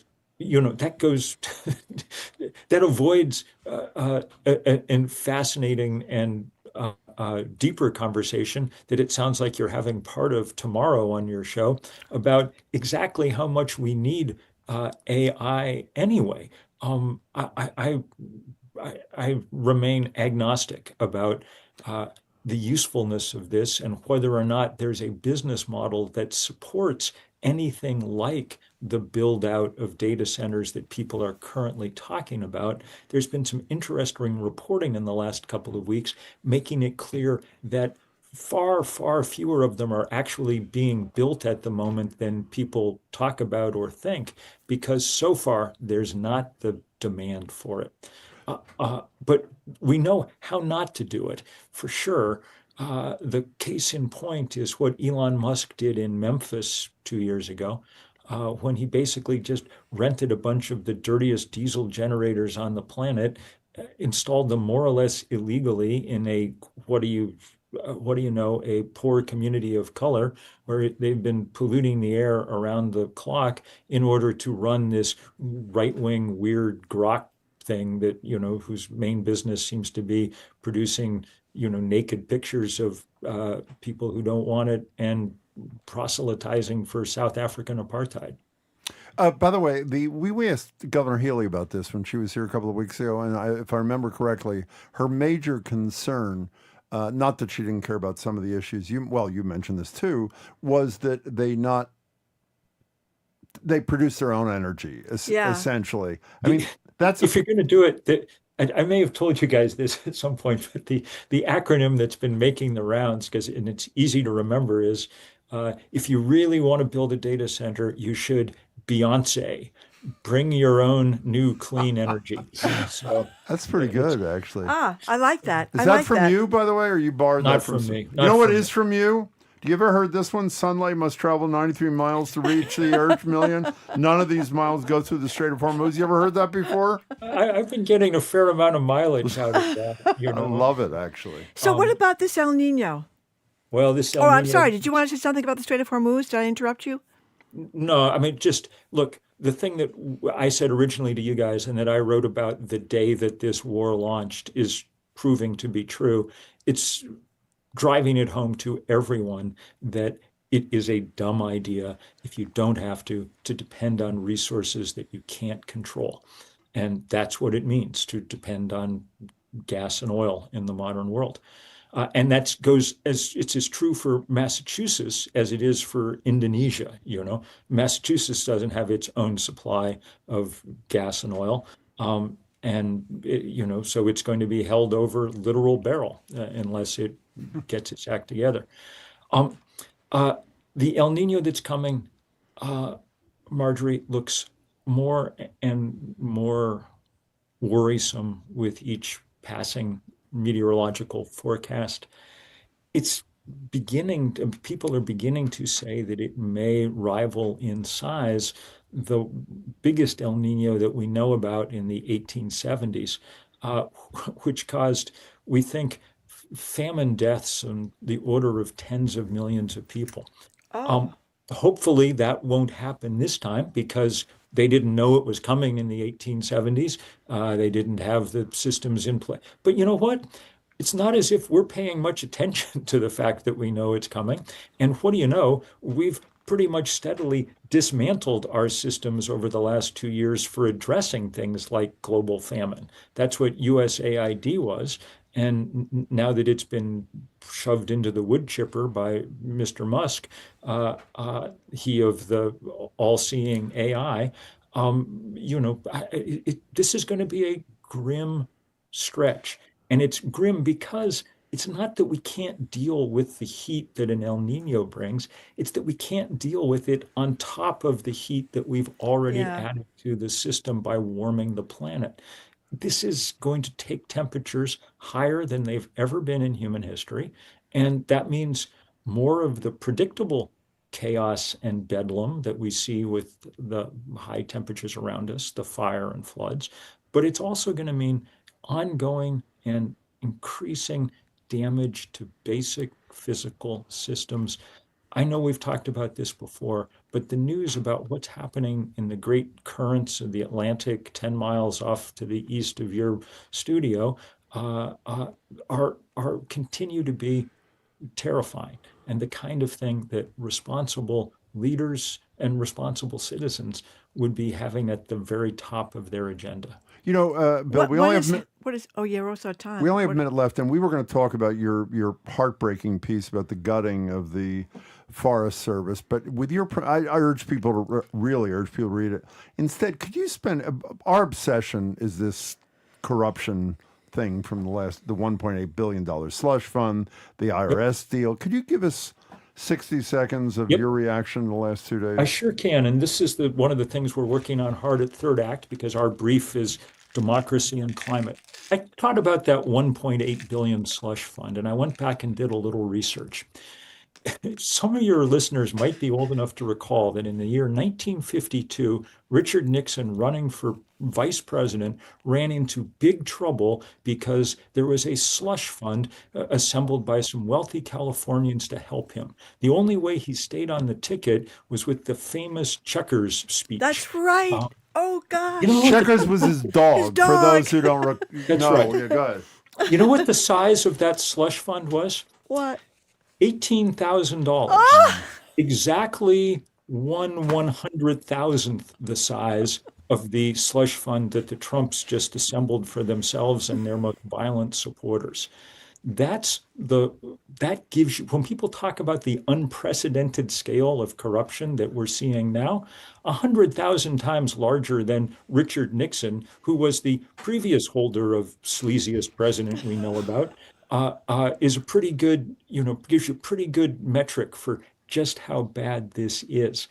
And, I mean, we could do this all day, but that 1.8 billion applied, say, to USAID is just the thing we need to deal with, say, the Ebola outbreak now cresting across the Uganda, Congo frontier. So this kind of despicable stuff has such real world consequences that there are times when I get depressed and sad, and this is one of them, which makes it all the better that the Red Sox managed to reel off three in a row in Kansas City. So at least we've got something to give us hope going capless, though, today. I was very disappointed. Bill McKibben, as always, we really appreciate your time. Thank you so much for being with us. We so appreciate your time and all your great writing. We've been speaking with Bill McKibben, author, educator, co-founder of 350.org, founder of ThirdAct.com. That's the part where the elders are rising. ThirdAct.org, I think. Third Act, no, you're right, ThirdAct.org. Yeah. His latest book is Here Comes the Sun, A Last Chance for the Climate and Fresh Chance for Civilization. He's got a great newsletter on Substack called The Crucial Years, and he writes regularly for The New Yorker. Okay, after this quick break, we're going to talk with NPR's critic at large, Eric Deggans, on the career of Stephen Colbert. You may know his last show on CBS is tonight. We're going to ask about Colbert, what he's done, and what he thinks of him. I'm Marjorie Egan. He's Jim Browdy. Listening to BPR 89.7 GBH, streaming at youtube.com/GBH News.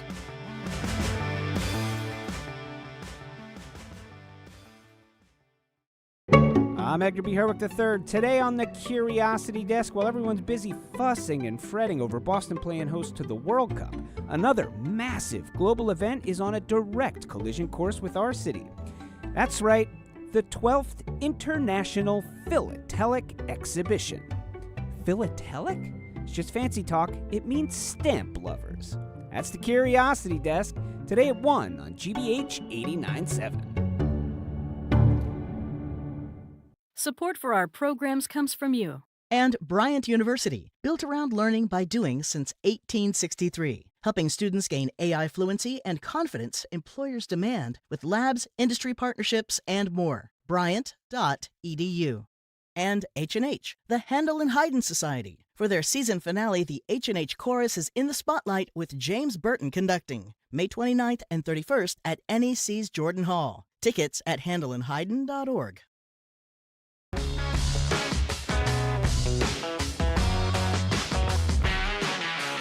Welcome back to BPR on 89.7 GBH. Marjorie Egan and Jim Browdy, streaming at youtube.com/GBH News. In October of 2005, obviously more than 20 years ago, Stephen Colbert took to Comedy Central as host of something called the Colbert Report. Because you're looking at a straight shooter, America. I tell it like it is. I calls them like I sees them. I will speak to you in plain, simple English. And that brings us to tonight's word. Truthiness. Of course, Colbert went on to take over CBS Late Show from David Letterman in 2015, hosting until the final episode, which I hope you know is tonight. Show was canceled allegedly for cost reasons, but I am guessing that calling CBS's $16 million payment to the Trump Library a big fat bribe may have hastened that. Joining us now on the line from Washington is Eric Deggans. He's NPR's critic at large and the Knight Chair in Journalism and Media Ethics at Washington and Lee University in Virginia. You can also subscribe to his great Substack, ericdeggans.substack.com. Eric, great to see you. Welcome. Hey, thanks so much for having me. Thanks so much for all the plugs. Well, that's why we're here, you know? That. I feel like I'm on Colbert. That's right. That's right. Wouldn't that have been great to be on Colbert? But, he may do something else. He's 62. He certainly could go on and do something else. But, what? May? What do you think? Well, I don't know. He could retire. I don't know what his plans are. But in any case, let's talk about what he's meant to TV to date, with his last show being tonight in his long career on TV.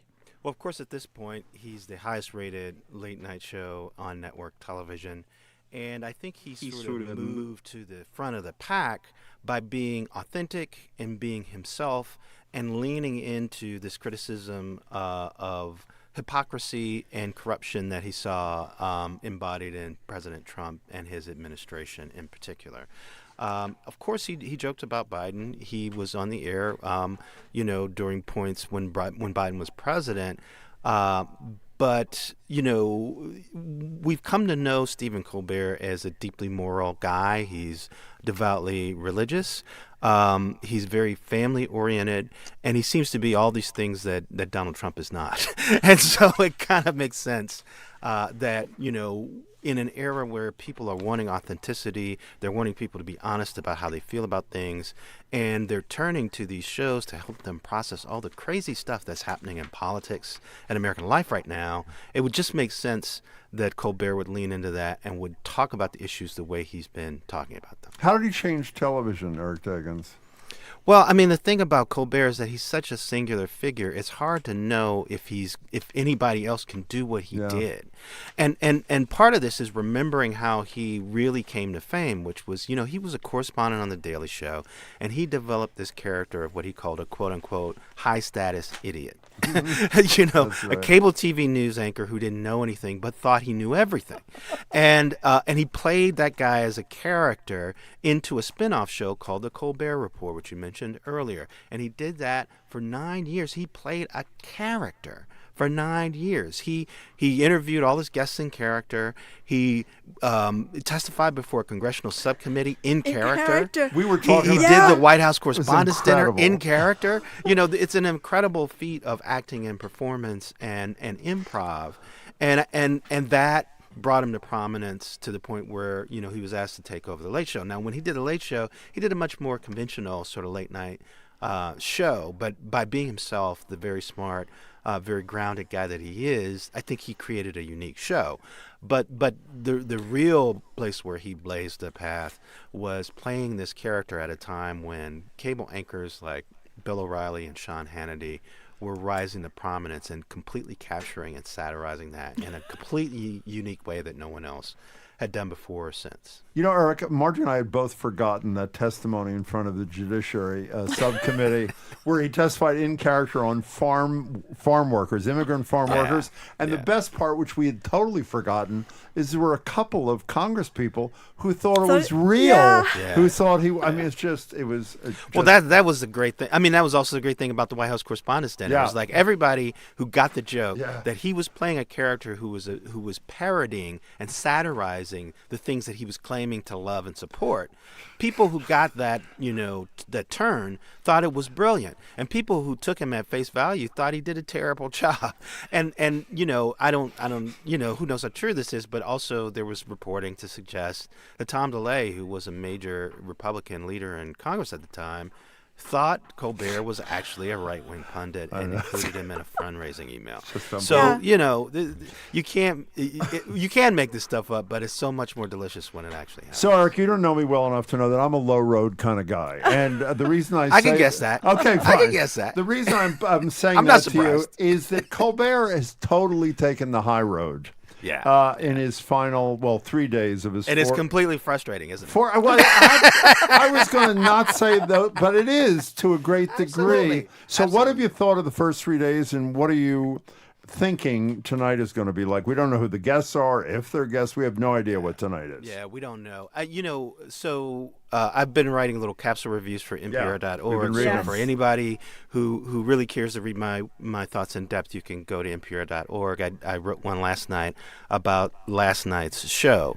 And the sense that I have is that Colbert is holding back in some weird way. And, you really get the sense. I've seen, I've read his New York Times interview. I've watched his interview with People.com that's on YouTube. I've seen some of the press he's done. And there's a real sense that he's trying to manage himself so that everybody can kind of bring in the show for a landing in a way that they can be proud of. And I understand that. But his audience is angry and sad and disappointed and frustrated. And he refuses to channel very much of that energy in the shows that he's doing. And so I think they all feel awkward and weird in a certain way. Now, this, of course, is a situation that it rarely happens.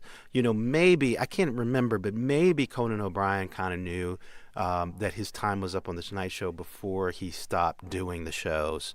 And certainly I think David Letterman knew he was leaving NBC, but still did episodes of Late Night on NBC.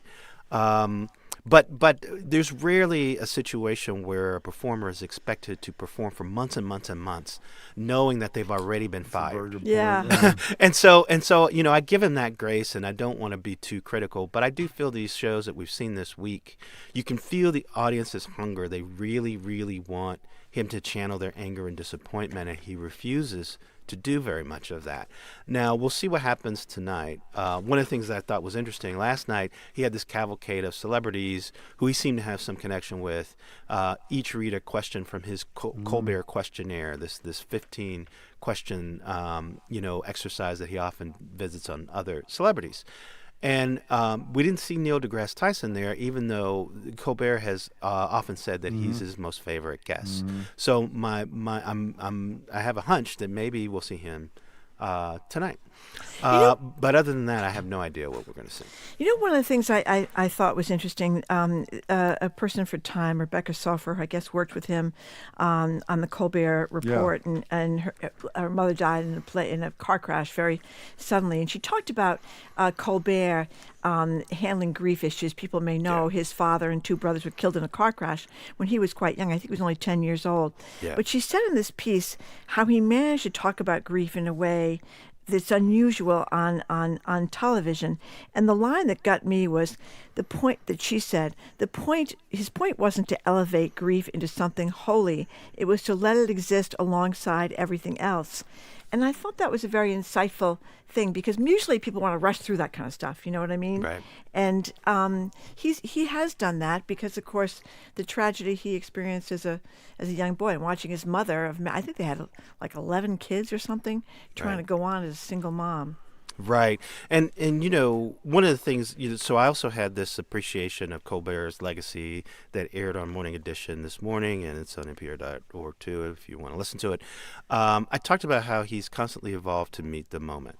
So when cable TV news was kind of in ascendancy and you had all these high status idiots saying all this crazy stuff on punditry shows, he created that character and embodied it in the Colbert Report. As people demanded more authenticity from the people who talk to them, as influencers rise, as there's this sense that they want to see people speaking authentically to the camera, and there's not a lot of tolerance for somebody like Johnny Carson, who was smooth and articulate and friendly on camera, but could be, very different off camera.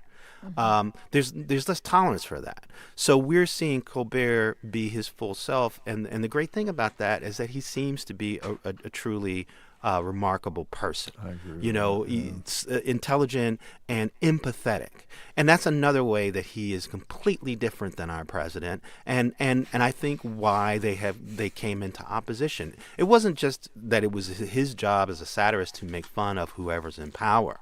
I think personally he's very empathetic and doesn't have a lot of tolerance for bullies. Yeah. And that's who we have in the White House right now. And I think, in fact, that's the thing that unites him and Jimmy Kimmel and John Oliver and Seth Meyers, and to a lesser extent Jimmy Fallon, who's been the least critical. But all of those guys have a low tolerance for bullies, and they all feel like they're jesters whose job it is to make fun of people in power, especially people in power who abuse that power.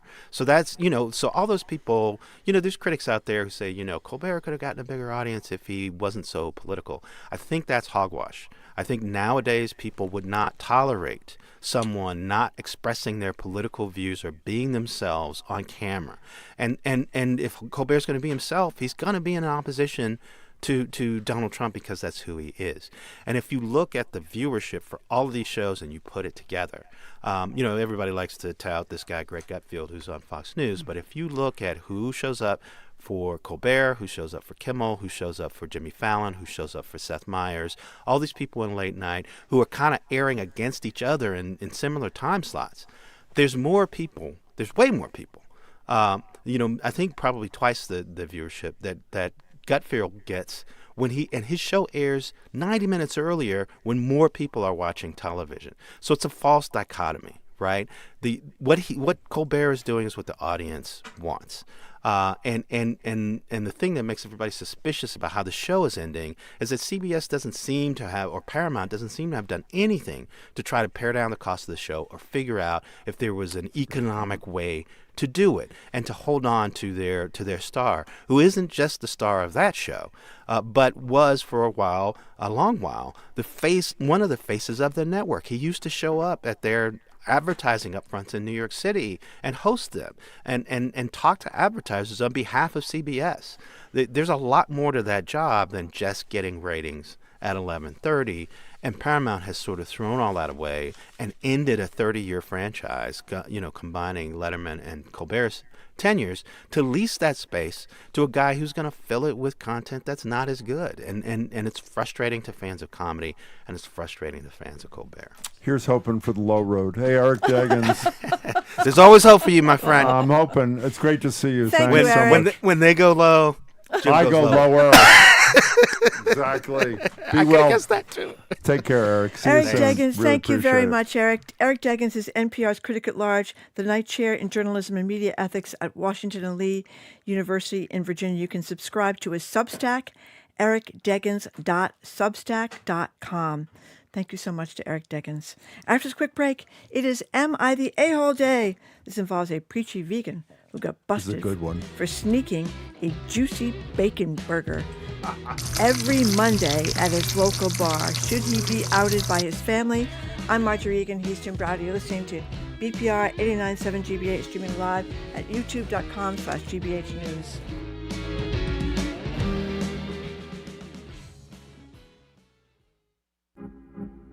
Climate change makes heat waves more intense. So to confront this, some communities in the U.S. are planting dense mini forests. The plants talk to each other. Like they tell each other that I need more water, can you send me some? And they work together. I'm Scott Detrow. We'll have that story as part of our Climate Solutions Week on All Things Considered from NPR News. Today at 4, here on GBH News 89.7. Our programs are made possible thanks to you. And Harvard Museums of Science and Culture. 4 museums a short walk from Harvard Square, with exhibits ranging from stunning glass flowers to ancient Egyptian mummy cases. Learn more at hmsc.harvard.edu. And the Massachusetts Teachers Association, working together to ensure that all students have the resources they need to succeed. The MTA, a diverse union of education workers committed to the public schools and colleges our communities deserve.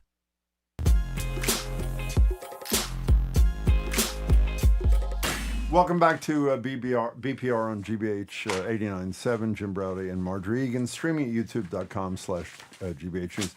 Today's Am I the A-Hole predicament comes from Carolyn Hax's Washington Post advice column, featuring, I'll be a little quieter back there, Marjorie, featuring a woman fed up with her sister-in-law's husband's preachy veganism. She refers to him as a high horse moral blowhard. I don't know what's wrong with that, but that's what she says. He insists on making this woman cook special meals for him at every family gathering.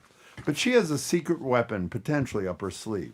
She saw this guy at a local pub, and what was he eating at the local pub, Marjorie? A bacon cheeseburger. Exactly. And she asked a restaurant staff member about him and was told he's a Monday regular when the burgers are half price. We actually, thanks to the staff, by the way, Marjorie and I didn't do this, we actually have obtained footage of the guy who eats the cheeseburger and claims he's a vegan. Here he is at the bar on every Monday night. I would like to buy a burger. That's him. That's right. So the phone and text lines are open. Is he being a jerk for hiding his true meal plan from his family? Or is this woman a jerk for wanting, or at least discussing, whether she should out him in front of the family? And by the way, while we're on the topic of special menus, veganism, pescatarianism, ovo-lacto, whatever it is, gluten-free, whatever. At what point does entertaining become a professional catering business? Are you ever in the right to just say, bring your own damn food if you don't eat the normal stuff we're doing? 877-301-8970. Who's the a-hole? The host who is upset about having to make special meals for special requests, or the special meal requester who admittedly in this case is a bit of a fraud? The number is 877-301-8970. Now, by the way, the one she called the high horse moral blowhard. Right, I said that. Yeah, and so let me just say, the commenters on this story, for the most part, said that she should take the high road. She shouldn't out him. Just deal with it. He is what he is. And I have to say, I am totally in the turn the other cheek kind of position on this. I am. No, I am. I mean, Jim don't Browdy, bring it up and cause turmoil in the family. You have never turned the other cheek once in all the 20-something plus, or almost going on 30 years I've known you. What well, are I you used to talking turn about? it a lot before I knew you, so I stopped turning it about 30 years ago, but I'm going to start doing it again. Who's the a-hole here? The woman who's upset because he makes special requests, and he's a fraud, or the fraudster who makes the special request. Maybe he only eats cheeseburgers on Monday night because they're half price, and he's a vegan other than that. Okay. How do you know? He's on his, as we said, high horse moral blowhard, probably giving everybody a speech about how great it is to be a vegan at all these family Virtue dinners. signaling, she says. Virtues, that's right. She's the one that has to host all these dinners with that he comes to. So he's insisting she make a special vegan meal for him. Because he eats vegan. Because he insisted he has to eat vegan. Well, every Monday night he's out getting a cheeseburger. You know what he is? He's a 6-day-a-week vegan. A bacon cheeseburger. Yeah. I mean, You know, we play the same sound every day for everything, no matter what you're doing. What is that? I think she says to him, hey, I saw you. I would have walked right over to the guy. You'd out the guy? I would go over to the guy at the bar and say, okay, I have had to make 75 vegan meals as a special thing for you at all the holiday festivities where I'm already cooking. She's a vegetarian, so she's already cooking the vegetarian meal, which is not vegan, as we've wants learned. to eat meat meal, whatever What's she's your doing. point? Yeah, and what? And saying, obviously you can eat a cheeseburger here every other Monday night. So if you come to my house, I mean, it's a lot of trouble to go to the vegan. Well, if you can eat a cheeseburger on Monday night, I'm not cooking the special You vegan are here. obviously a pro-conflict kind of person. I, as you know, have spent most of my life and career trying to forge peace between warring parties. Somebody pointed out they saw what you got behind you here on the counter. I have Mr. Potato Man. Next to Mr. Potato Head. Oh, the voodoo doll? Yeah. Okay. So I have voodoo doll. She has a voodoo doll next to her. I don't ever when the occasion never arises. put pins in it during the show once. I've never done it during the show. I do it on my own private time, so that is not your business. What Okay, fine. Okay. Thank you. 877-301-8970. Who is the jerk here? The guy is the jerk. No question about it. He's a big fraud. And would you turn the other cheek? And who's He the wants to jerk make and a would you big turn show. the other cheek? I'm a vegan. I only eat plant-based stuff. I'm not going to eat any of that horrible meat or any of that other. A vegan can't eat cheese and milk and all these things, right? So if anyone ever comes to your house and they have special meal requests, do you accommodate them?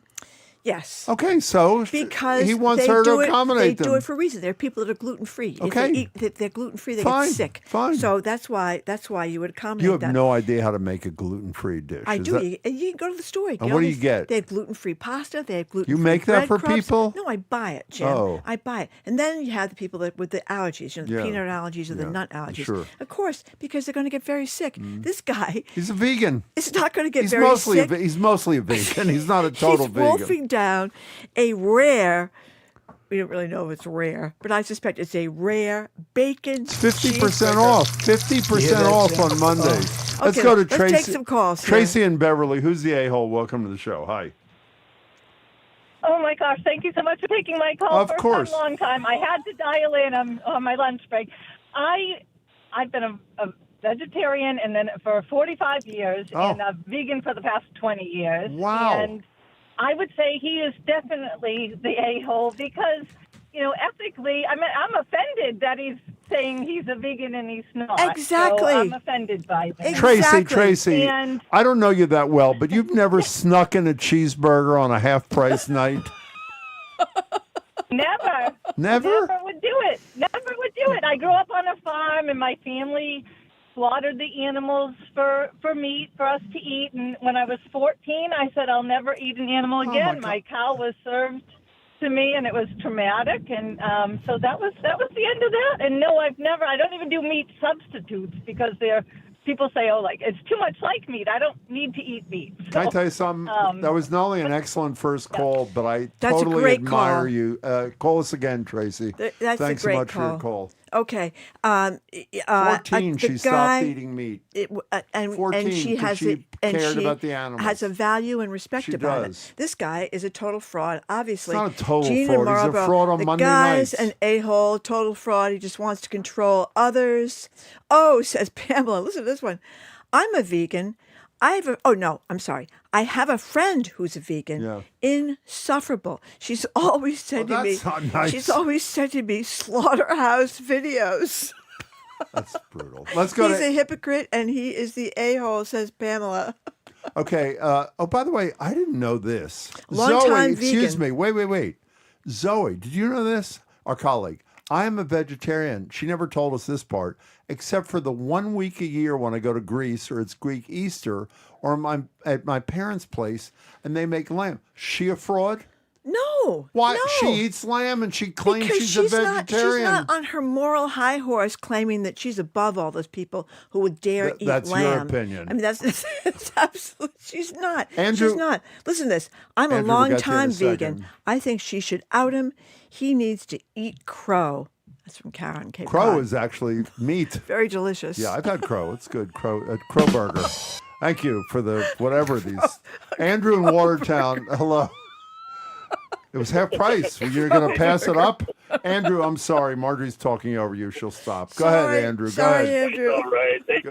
Thanks for taking the time. Of course. Sure. So I think it's a little more nuanced. I side with Jim here. Thank you. So a lot of times I think it's easier to say vegan or vegetarian rather than getting into a more kind of nuanced opinion. I got one Exactly. personal example and one from a friend. Yeah.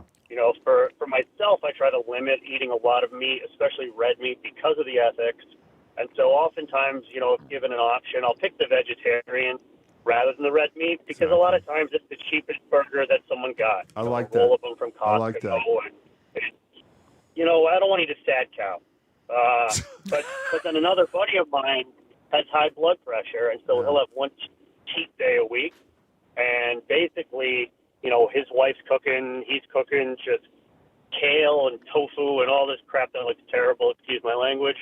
But he's doing it for dietary reasons. Well, so it's a lot easier to say, vegan and explain that to someone. That, Andrew, that was a beautiful, That was well lovely. thought out call. And that by was the way, the sort of thing in that you would never furtherance- do. Jim is trying to take the other cheek No, and it's a take the high ground. And by the way, in Take the other furtherance cheek, of what Andrew turn is the other saying, cheek. I am a vegan 1 day a week or a half day a week when I'm not eating cheeseburgers and ribeye. Yeah. And lamb chops. Okay. Well, I think there seems to be consensus among the listeners that she should just shove a bacon cheeseburger right in front of him the next time he comes to the house. And just, he doesn't want to eat it. Doesn't have to eat it. Oh. Just put them in your bag. Let's go to Paul and Pawtucket. Welcome to the show, Paul. How are you? Good, yeah. Hey, so who hasn't fallen off their diet? I mean, I think the woman should mind her own business. Wow. But before you hang up on me, Jim, I want to ask you a question. Yeah. Did I see you at the Golden Corral? I thought I saw you at the Golden Corral. The Golden Corral. Having a Neanderthal kind of rib roast. One of my dreams in life is to go to the Golden Corral, but I haven't been there yet. What is the Golden Corral, Paul? I'll tell you if I've been. What is it? It's where the busloads of people go to have a buffet.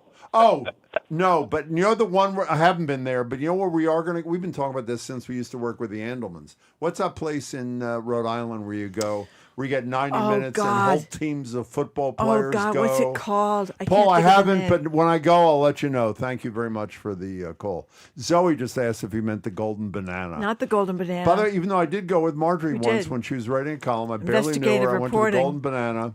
And as I've said many times, but I'll say for new listeners, she wanted me there so she was safe. And when I got there, it was a little scary, and I had to go to the men's room. This is a true story. And I was so scared, I asked her to stand outside the men's room. Well, I was there to protect her, and she stood outside the men's room to make sure I was not assaulted. Oh, yeah. The Nordic, or the something in Rhode Island. The that's Nordic what it is. track, that's not Not it. the Nordic track, Marjorie. And they have lobster and prime rib. And don't they have to limit you to an hour and a half or something like that? 90 and minutes. they weigh you when you go in. Nancy in Arlington, you're next. Who's the a-hole? Okay. Yeah, so, I've called before.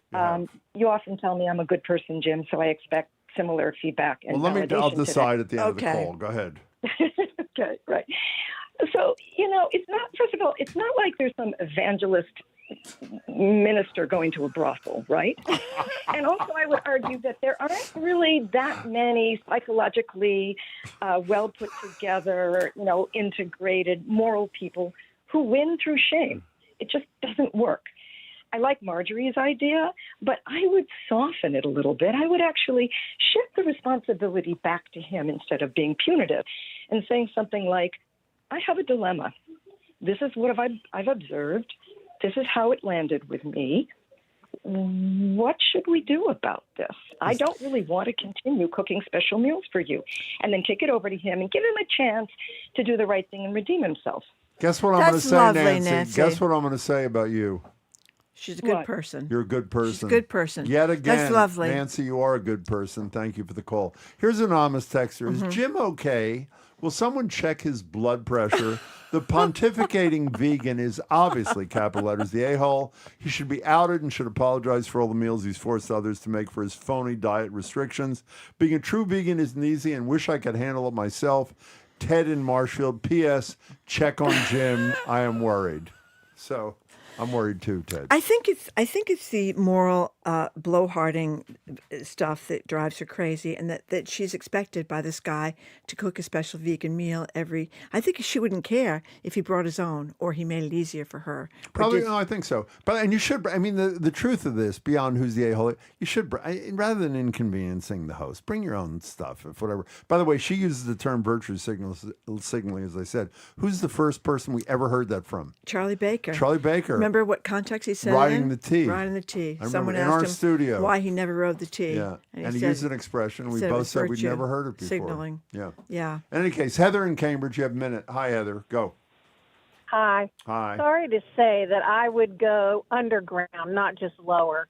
I think that this is so obnoxious and it's very unfair and it's not honest. So I would go to the pub on the night of the family meal if I were the host, and I would get his usual burger and I would bring it to him and serve it to him and then let him explain or let him explode. And then I would say, well, this is how they said you liked it. By the way, our whole love it. team is I love it. Love that, Heather. They're That's all with perfect. you. Our whole colleague group here loved it. Heather, great ending to this really important discussion. Yeah, we and just had. and you knew who was the a-hole there, Jim. No. I mean, it's one day a week, one meal. It's half price. By the way, this is a woman who's not focusing on the half price. I tell her all the time when I go to Whole Foods in my neighborhood, they have all these 50% off things. Yeah. What do you say to me? You practically weep that they don't have the 50% They only have off 20% off when I go to the same Whole Foods. So don't be a fraud yourself. Yeah, I'm not going to drive 20 miles to get the 50% off. I would drive to Ohio to get the 50% off. Ohio. Okay, thank you for listening to another edition of Boston Public Radio 89.7. Keep up with us if you can by way of our podcast or want to. Check out our TikTok page, which is terrific at Boston Public Radio. Tomorrow we're going to be at the Boston Public Library with our media maven, Sue O'Connell. Live Music Friday with Deb O'Reilly. Tech journalist Joanna Stern on her new book, I Am Not a Robot, My Year Using AI to Do Almost Everything. This is very clever. We're going to ask her how she manages to get her AI chatbot to fold her T-shirts, Jim. And then 2 parents at the Cross School in the South End, they're trying to organize to save their school community after news the school would close during this financial mismanagement mess, and they've got their kids there. Our crew is Zoe Matthews, Nicole Garcia, Hannah Loss, Ariana Gonzalez. Our stream team, Colin Cockrell and Bill Francis. Our engineer is John the Claw Parker. Our executive producer is Jamie Bologna. Stay tuned to the Curiosity Desk starting right after us here in 89.7 GBH, and the Culture Show with Jared Bowen, which starts at 2. He'll be joined by comedian Billy Eichner ahead of a show at the Wilbur Theater. Can I just say one thing before we go? For people, I know a lot of people have a tough time across the groceries and gas and that sort of thing. If I may end the show in response to them, to quote our president, it's peanuts. So obviously, nothing to worry about. Okay. See you tomorrow. See you Hopefully tomorrow. at the library. Thank Be you for there. tuning Bye. in. Bye. See ya. I would like to buy a burger.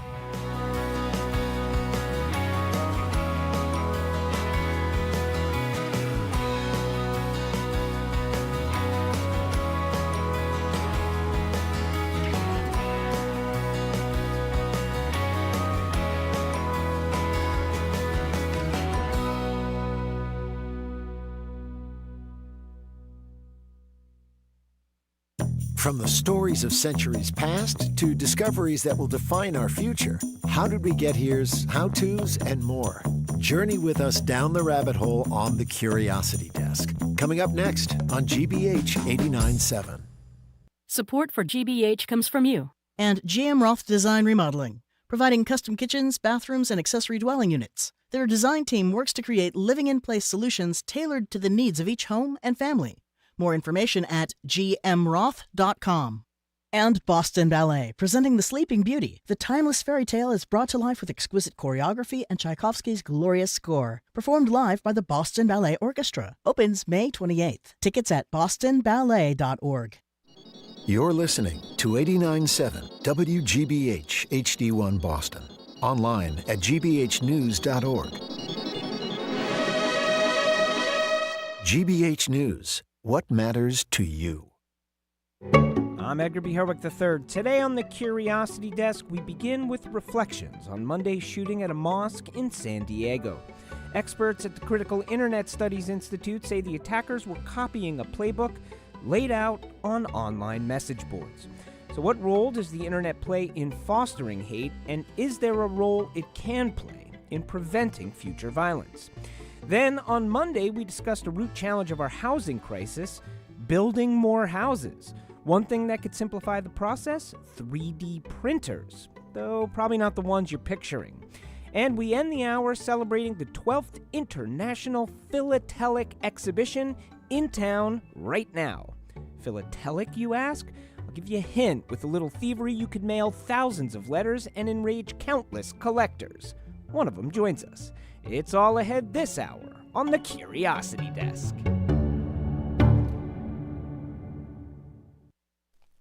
Live from NPR News in Washington, I'm Kristen Wright. Washington is stepping up its pressure campaign against the Cuban government. Former President Raul Castro's criminal indictment in the U.S. is an escalation of President Trump's push for regime change. Secretary of State Marco Rubio said today Cuba poses a national security threat, and a negotiated peaceful agreement between the U.S. and Havana isn't likely right now. He wouldn't reveal to reporters how the U.S. government plans to bring Fidel Castro's brother Raul into custody. I'm not going to talk about how we're going to get him here. If we were trying to get him here, why would I say to the media what our plans are about that? I know you have to ask, but why would I answer that? The bottom line, there's a lot. At that point, he becomes a fugitive of American justice. And, well, you know, if there's an announcement, we'll tell you afterwards, not before. Rubio was speaking in Florida on his way to a NATO foreign ministers meeting in Sweden. Raul Castro is charged with murder in connection to the 1996 downing of 2 civilian aircraft operated by the Miami-based exile group Brothers to the Rescue. 4 Cuban Americans were killed. NPR's Ryan Lucas reports. The administration has been ramping up pressure on Cuba since early January, after the successful U.S. military operation to capture Venezuela's president, Nicolas Maduro, and bring him to the U.S. to face narcoterrorism charges. Since then, the administration has ordered a blockade of Cuba that's cut off fuel shipments. Cuba's economy is in free fall. The CIA director just visited the island for talks, and now we have this Castro indictment. Castro is 94 years old. He's not in U.S. custody, but of course, the shadow of that Maduro raid hangs over all of this. Blanche was asked yesterday how far the U.S. would go to get its hands on Castro. He said there's a warrant out for his arrest. He expects Castro will show up on his own, or as Blanche put it, by another way. NPR's Ryan Lucas reporting. On Capitol Hill, the House of Representatives is expected to vote later today on a resolution to end the war with Iran. The pharmaceutical company Eli Lilly is studying a next-generation obesity drug. It's not on the market yet, but new study results show it helped people lose more weight than the obesity injections and drugs already on the market. NPR's Sydney Lupkin reports. Eli Lilly is researching retatrutide. Unlike Wegovy and Zepbound, which target the GLP-1 hormone, this new drug works on 3 hormones, GLP-1, GIP, and glucagon. The company says that in the clinical trial, people taking it for 80 weeks lost an average of more than 70 pounds at the highest dose. That's compared with 5.5 pounds for the patients taking a placebo over the same time period. And people taking Eli Lilly's experimental drug lost more weight than people taking Zepbound or Wegovy over a similar time period in other studies.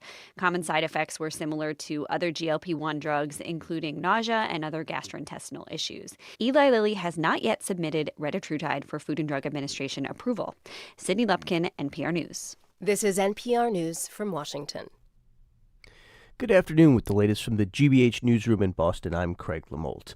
A Boston police officer has been charged with manslaughter in connection with the deadly shooting of a carjacking suspect in Roxbury earlier this year. GBH's Diana Dami has the details. Boston police officer Nicholas O'Malley has been indicted by a grand jury for involuntary manslaughter in Suffolk Superior Court on Wednesday. Investigators found evidence that O'Malley was not acting in proper self-defense or defense of another, according to a police report. O'Malley's attorneys have said they plan to argue that he was acting in self-defense and defending his partner when he shot and killed the suspect, Stevenson King Jr., in March. Civil rights lawyer Ben Crump, who is representing the King family, said the family deserves the full truth about what happened to King and a justice system willing to fully examine every decision that led to his death. Diana Dame, GBH News. Hampshire College in Amherst, which is slated to close after the fall semester, has begun to market its campus for sale. NEPM's Adam Frenier reports. No asking price has been made public. In a letter to the Hampshire College community, the school says it is open to selling individual parcels of land or the entire campus, which totals nearly 800 acres in both Amherst and Hadley. 3 prospective buyers have expressed interest in buying the campus. 2 of them said they plan to maintain higher education activities. Also, 2 conservation groups are working as a team to preserve open space on the property. When Hampshire announced its closure last month, Amherst Town Manager Paul Bockelman said he expected a robust community discussion about the fate of the land. That's Adam Frenier for Connecting the Commonwealth. This is GBH. Support for NPR comes from NPR stations. Other contributors include Fisher Investments. Fisher's dedicated team of specialists provide resources on investing, retirement income, estate planning, and more. Learn more at FisherInvestments.com. Investing in securities involves the risk of loss.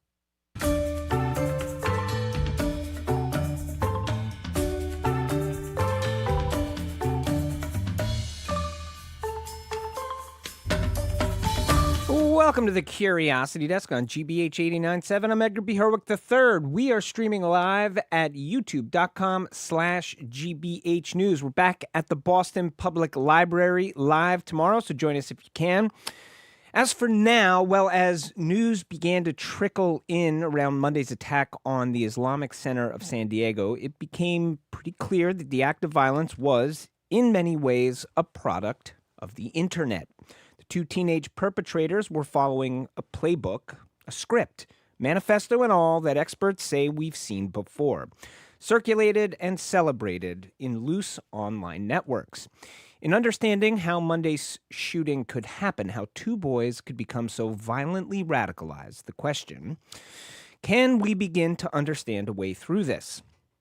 In studio now to discuss, we're joined by Joan Donovan. Joan's the founder of the Critical Internet Studies Institute and a BU Assistant Professor of Journalism and Emerging Media Studies. Also, she is a Curiosity Desk contributor. Joining her today is Stevie Ray, a senior researcher at the Critical Internet Studies Institute.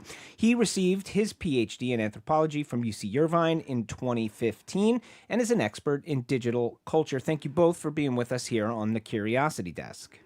Thanks. Great to be here. So, John, I want to start with you. As I just said, this is following something of a playbook that we've seen over and over again, and one to a certain extent, fortunately or unfortunately, that you have some expertise in. So, in this attack in particular, what stood out to you immediately as you started to grapple with the news that came out starting Monday? Yeah, when I heard that it was an attack on the Islamic Center, I knew immediately what this might be. Yeah. I waited, of course, like everybody else, for the data trails to start to materialize. Unfortunately, Stevie and I both have watched the live stream video where the two teenagers commit suicide at the end. And the manifesto is pretty much copy and paste of some of the things that we've seen over the years in different kinds of manifestos. I think the only thing that's new here is the way in which all different ideologies online, including things like, the manosphere matched with people who see themselves as involuntary celibates, the incel communities, white nationalist communities, other kinds of internet troll type communities. All of this has coalesced in this really awful ideology that the only way to have an impact on the world is to go out guns blazing. And unfortunately, back in 2019, very similarly, there was an attack on a mosque in Christchurch, New Zealand. Yeah. And I've actually been to the mosque. I've met the leaders, the Muslim leaders. I was brought there by the U.S. Embassy on an educational trip in 2023. And I met with the former Prime Minister Jacinda Ardern about what they did. And what New Zealand did was that they banned assault weapons right after the murder in Christchurch. And what we see in the manifestos of these San Diego teenagers very, very explicitly references the mass shooting in Christchurch and calls themselves the sons of Brendan Tarrant. Which is disturbing. Yes, but not uncommon online for the ways that these kind of killings end up inspiring mimetic subcultures. So you have someone like Dylan Roof, for instance, who was the mass murderer at the AMC church. And he, too, was radicalized online. This is a different kind of thing that we're dealing with, where these folks aren't necessarily meeting other white supremacists in person and getting radicalized. They're really self-radicalizing through online search and through these small communities that they become part of on. Unfortunately, it's ubiquitous. Almost every platform is implicated. Stevie, I wonder if you could talk a little bit more about this online ecosystem that supports this. I mean, is it organized? Is it disorganized? I mean, how do these young men find each other, and what happens in these spaces? Yeah, according to investigators and some evidence that's come out, the two shooters claim to have met each other online, actually have become aware of each other through their participation in different forums and I think TikTok chats, and bonded through that. There's, it's, I guess, semi-organized and dispersed. These are communities that I'm not the most expert in, but kind of tangentially aware of. As moderation efforts on kind of some of the bigger platforms, your Facebooks, your YouTubes, your Twitters, now X, have pushed some of the more extreme groups out into different sites, and some sites, including ones that used to host the same material that these two shooters were kind of ensconced in, have been shut down. New ones pop up and they migrate, and there's almost like a whisper network that tells people where to go. It makes it a very challenging problem to deal with, and one that's very pernicious. You know, how unusual is it? You know, as you point out, Stevie, in this case, it seems to be some evidence these two met online, so to speak. You know, and how unusual is it, A, for that to happen, and B, for this sort of world that I think people are generally aware of, that there's this sort of world online where this stuff is happening. But in this case, you have this online world seeping out into the real world with very real consequences. Is that unusual, or is that at this point somewhat par for the course? I'd say par for the course. I mean, really, and it really has been baked in from the beginning. I mean, of the internet, the social internet has always kind of married online and offline aspects to it. You know, I mean, if you think about even something as simple as online dating, right? I mean, dating apps are maybe the number one way that people meet nowadays. So so much of our lives are lived online that it's not at all surprising to me that people would have connected over that channel or that medium, and then used an opportunity to meet in person and to form a stronger bond. And of course, in this particular case, and the cases that inspired it, these shooters wanted to have an impact that, you know, they would be remembered for, and that would inspire others. So it's very explicitly oriented around having an actual world impact in the offline world, to do, you know, violence and cause as much destruction as they could. Yeah, so, you know, building on that, this manifesto, I wouldn't suggest that people share it. Back in 2019, we had rules on social media where the companies wouldn't share the manifesto. Yeah.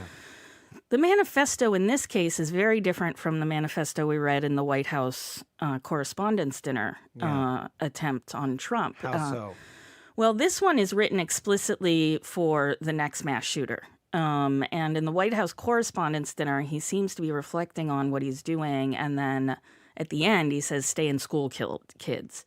At the end of the manifesto from the teens in San Diego, it says, kill them all. Yeah. Right. And what's interesting about this iteration is we know that memes are inspiring young people to behave in certain ways and to adopt certain subcultures. And so if you read this manifesto, most people aren't going to understand anything in it, and their first impulse is going to be to Google some of the references in it.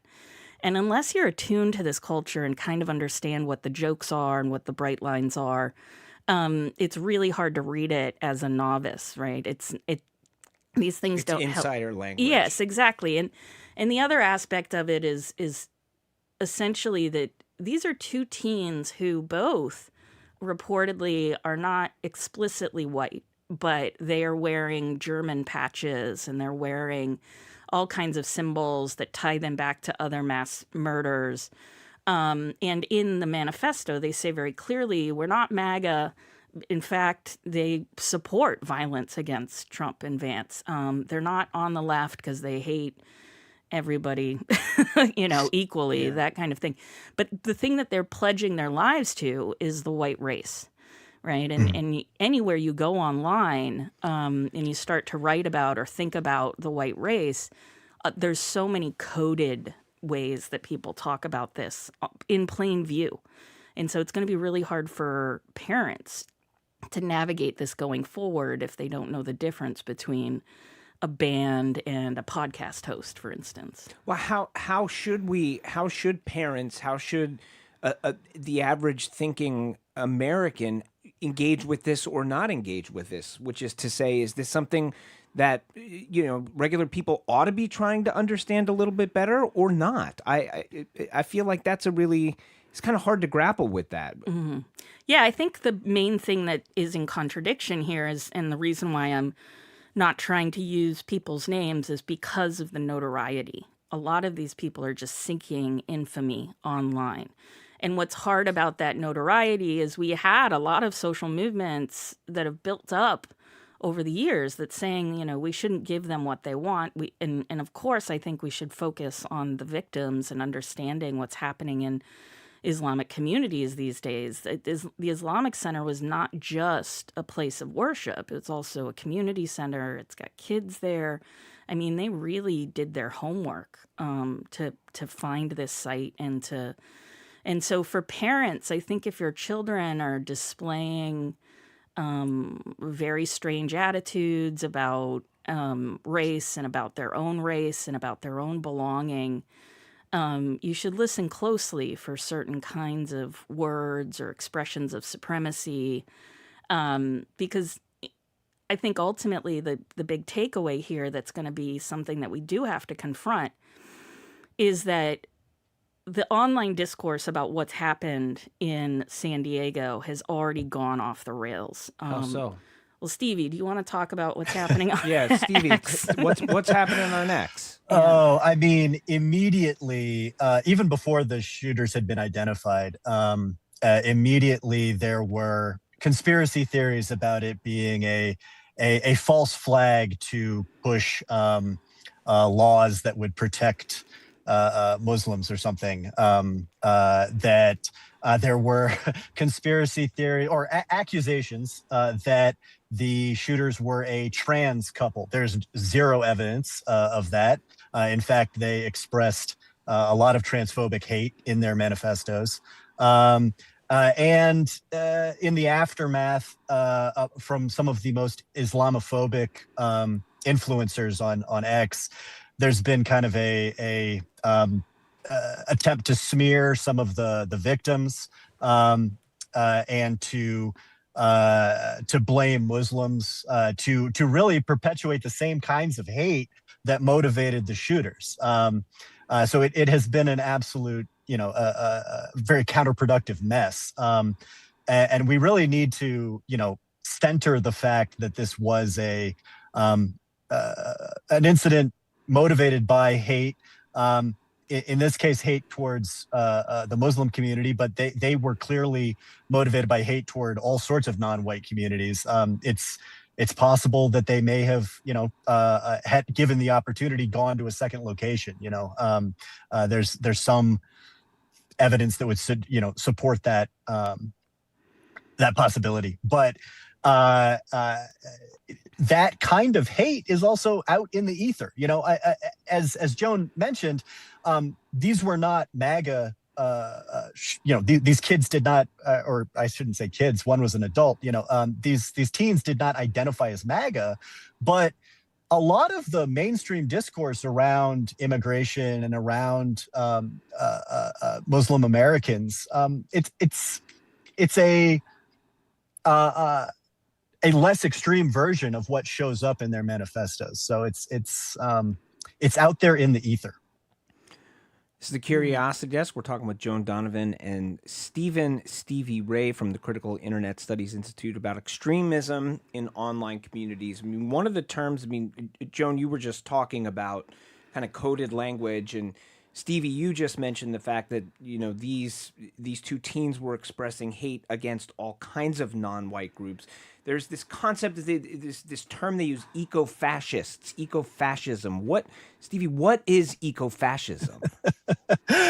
Oh boy, that's a very long conversation. One that, again, I'm not the a super expert on eco-fascism, but it's essentially.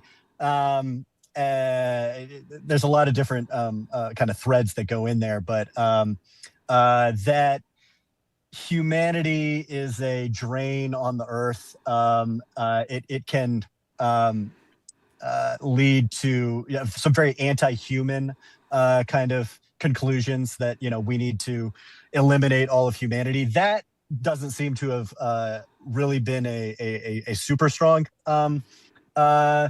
motivation for these two, but there's also this strain, especially in Europe, I think, around eco-fascist movements, where it ties into some hardline anti-immigration, where it's like the earth is dying. We're seeing environmental, what do they call it? Environmental refugees, right? As a part of I see migration waves right now. And so it's it ties in with this, like, well, we need to protect our resources in the nation, and we should ban all outsiders. But again, I don't think that was a very prominent strain among them. Who knows? More evidence might come up later. Mm-hmm. They do mention it in the manifesto that they're eco-fascists, particularly around the question of immigration. But ultimately, the thing that shines through in the manifesto that is also really problematic is around incel culture. And one of them identifies themselves as a voluntary celibate, claiming that, he hates women and that women are only out to meet certain types of men, and that because he's short, he's never going to have a date. And that, to me, is also very scary when you think about how young these people are. Yeah. And they've committed themselves to this life of misery because they're still in high school. I mean, high school's tough for all of us, and there is a world after it. The other thing that comes clear, though, in the public discourse around X is something that was really alarming to me back in 2014 when George Zimmerman was not being brought up to trial. And people in the media were saying, here's this guy, he chased down this kid, he killed them, and they kept describing Zimmerman as white. And online, a lot of libertarians at the time that were starting to become awakened to race, including Dylan Roof, around the murder of Trayvon Martin, were really questioning why the media kept calling Zimmerman white. Yeah. And this is coming up in this moment as well, because the two teens, one reportedly has an Indonesian father, one is Mexican. And so the questions online that might end up radicalizing teenagers is, to what degree were they, quote unquote, white? And what does it mean to be white today? These are really thorny questions because people don't understand that whiteness comes with power. Right. And so you can't. When you say people don't know, which people don't understand? Well, a lot of white people don't understand. Right. That you'll hear white people evade the question of being white and describing themselves as white by saying, they're Irish or they're British or what have you. Yeah. So for these teenagers to call themselves white is true in the fact that, Mexican is not a race. But at the same time, I think, people who are on the verge of questioning, should they have white pride or should they embrace their white privilege and use it to their advantage or see themselves as superior in a culture of Western civilization, which is like very prominent within the Proud Boys groupings. This notion that anybody can ascend to be white is what's at stake here. And so we have to understand that in light of the current racial politics, these teenagers are claiming their whiteness. And then the only way that they feel comfortable expressing that is through these very violent acts. And so we have to be really careful as we continue to understand race in America because one of the other things that, with it being in the ether, is that we also have to understand that this is happening in the context of massive ICE raids, where if you go online, the extremists are saying Trump didn't go far enough. We have to take this into our own hands. The next, mass shooter should go for a high score, right? These are the kinds of things that we're seeing online, where these teenagers see themselves as part of a legacy. And if you go further and further into these rabbit holes, a lot of these mass shooters are referred to as saints, and people will make up memes of them where they're wearing, holy garb and whatnot. And so it's not just that they hear about these things in the ether, but then they go back and they research Columbine. Both of them had made mention of Columbine in the manifesto, and saying that they were going to wear undershirts that, pledge their belief in Columbine. And so everything in the rhetoric is about pointing back to these online communities where racial destabilization around identity is the crux of the arguments about who counts. Do we have a sense of what why of all ways of identifying, like that is like race is the one that seems to be the one that is the allure here, right? Is it a proxy for power? Is it some sort of misread of what they sort of feel like is sort of inherent or natural power? Like, why race? Do we have a sense of that?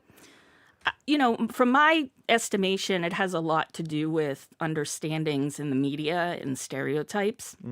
And so the more we have these large representative media cycles around trans people in sports, for instance, that then trickles down into trans people are ruining everything. Yeah. Right. And so the way that we set up our media environment, if there is a grudge that you have, there is a subculture for you.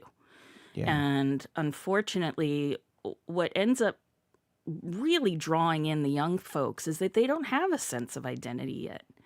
They're still looking for who they are and how they fit in and who is going to validate their identities. And so one of the bigger pushes that I'm seeing for young people is, they really desire ways of getting together. I mean, we're about to embark on a summer of teenage takeovers, and we got to be really ready for that, because they are using the internet in ways that perhaps us boomers didn't really think it would be. This is the expressed use case of the internet. But for young people who are very online, this is how they become embodied in a way. And that's how they express their pride of who they are. Stevie, final thoughts? I mean, this unfortunately is not a problem that's going to go away easily. It's one part tech, it's another part culture, and it's another part politics. And so I think, unfortunately, we will probably see an incident like this again in the future. I wish that was not the case, but best thing we can do is love our communities. Stand up for our communities when they need us, and push back against hate. All right, that's Stevie Ray, a senior researcher at the Critical Internet Studies Institute, expert on digital culture. Also, we've been speaking with Joan Donovan, founder of the Critical Internet Studies Institute and BU Assistant Professor of Journalism and Emerging Studies and a Curiosity Desk contributor. Thank you both for being with us today. Thank you, Edgar. Thank you. Stay with us. Just ahead, when I think of 3D printing, I think about those little junky plastic tchotchkes, some of which may or may not be behind me right here. But 3D printed houses, that feels futuristic and harder to fit in a steam trunk. This is the Curiosity Desk on GBH. Don't go anywhere.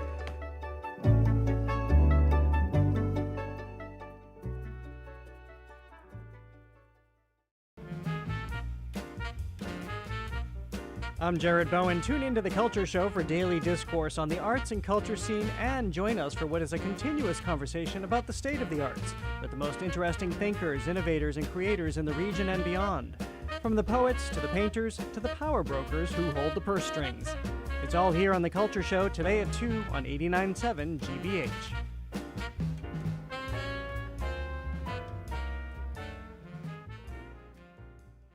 Support for our programs comes from you. and the Office of the Massachusetts State Treasurer. The Unclaimed Property Division is holding unclaimed funds from utility bills, uncashed paychecks, savings accounts, and more. To see if you have unclaimed money, you can visit findmassmoney.gov. And Boston Theater Company, presenting Road of Rainbows, a joyful Pride 5K run or walk during Pride weekend on June 6th on the Boston Common, with costumes, community, and celebration. bostontheater.org.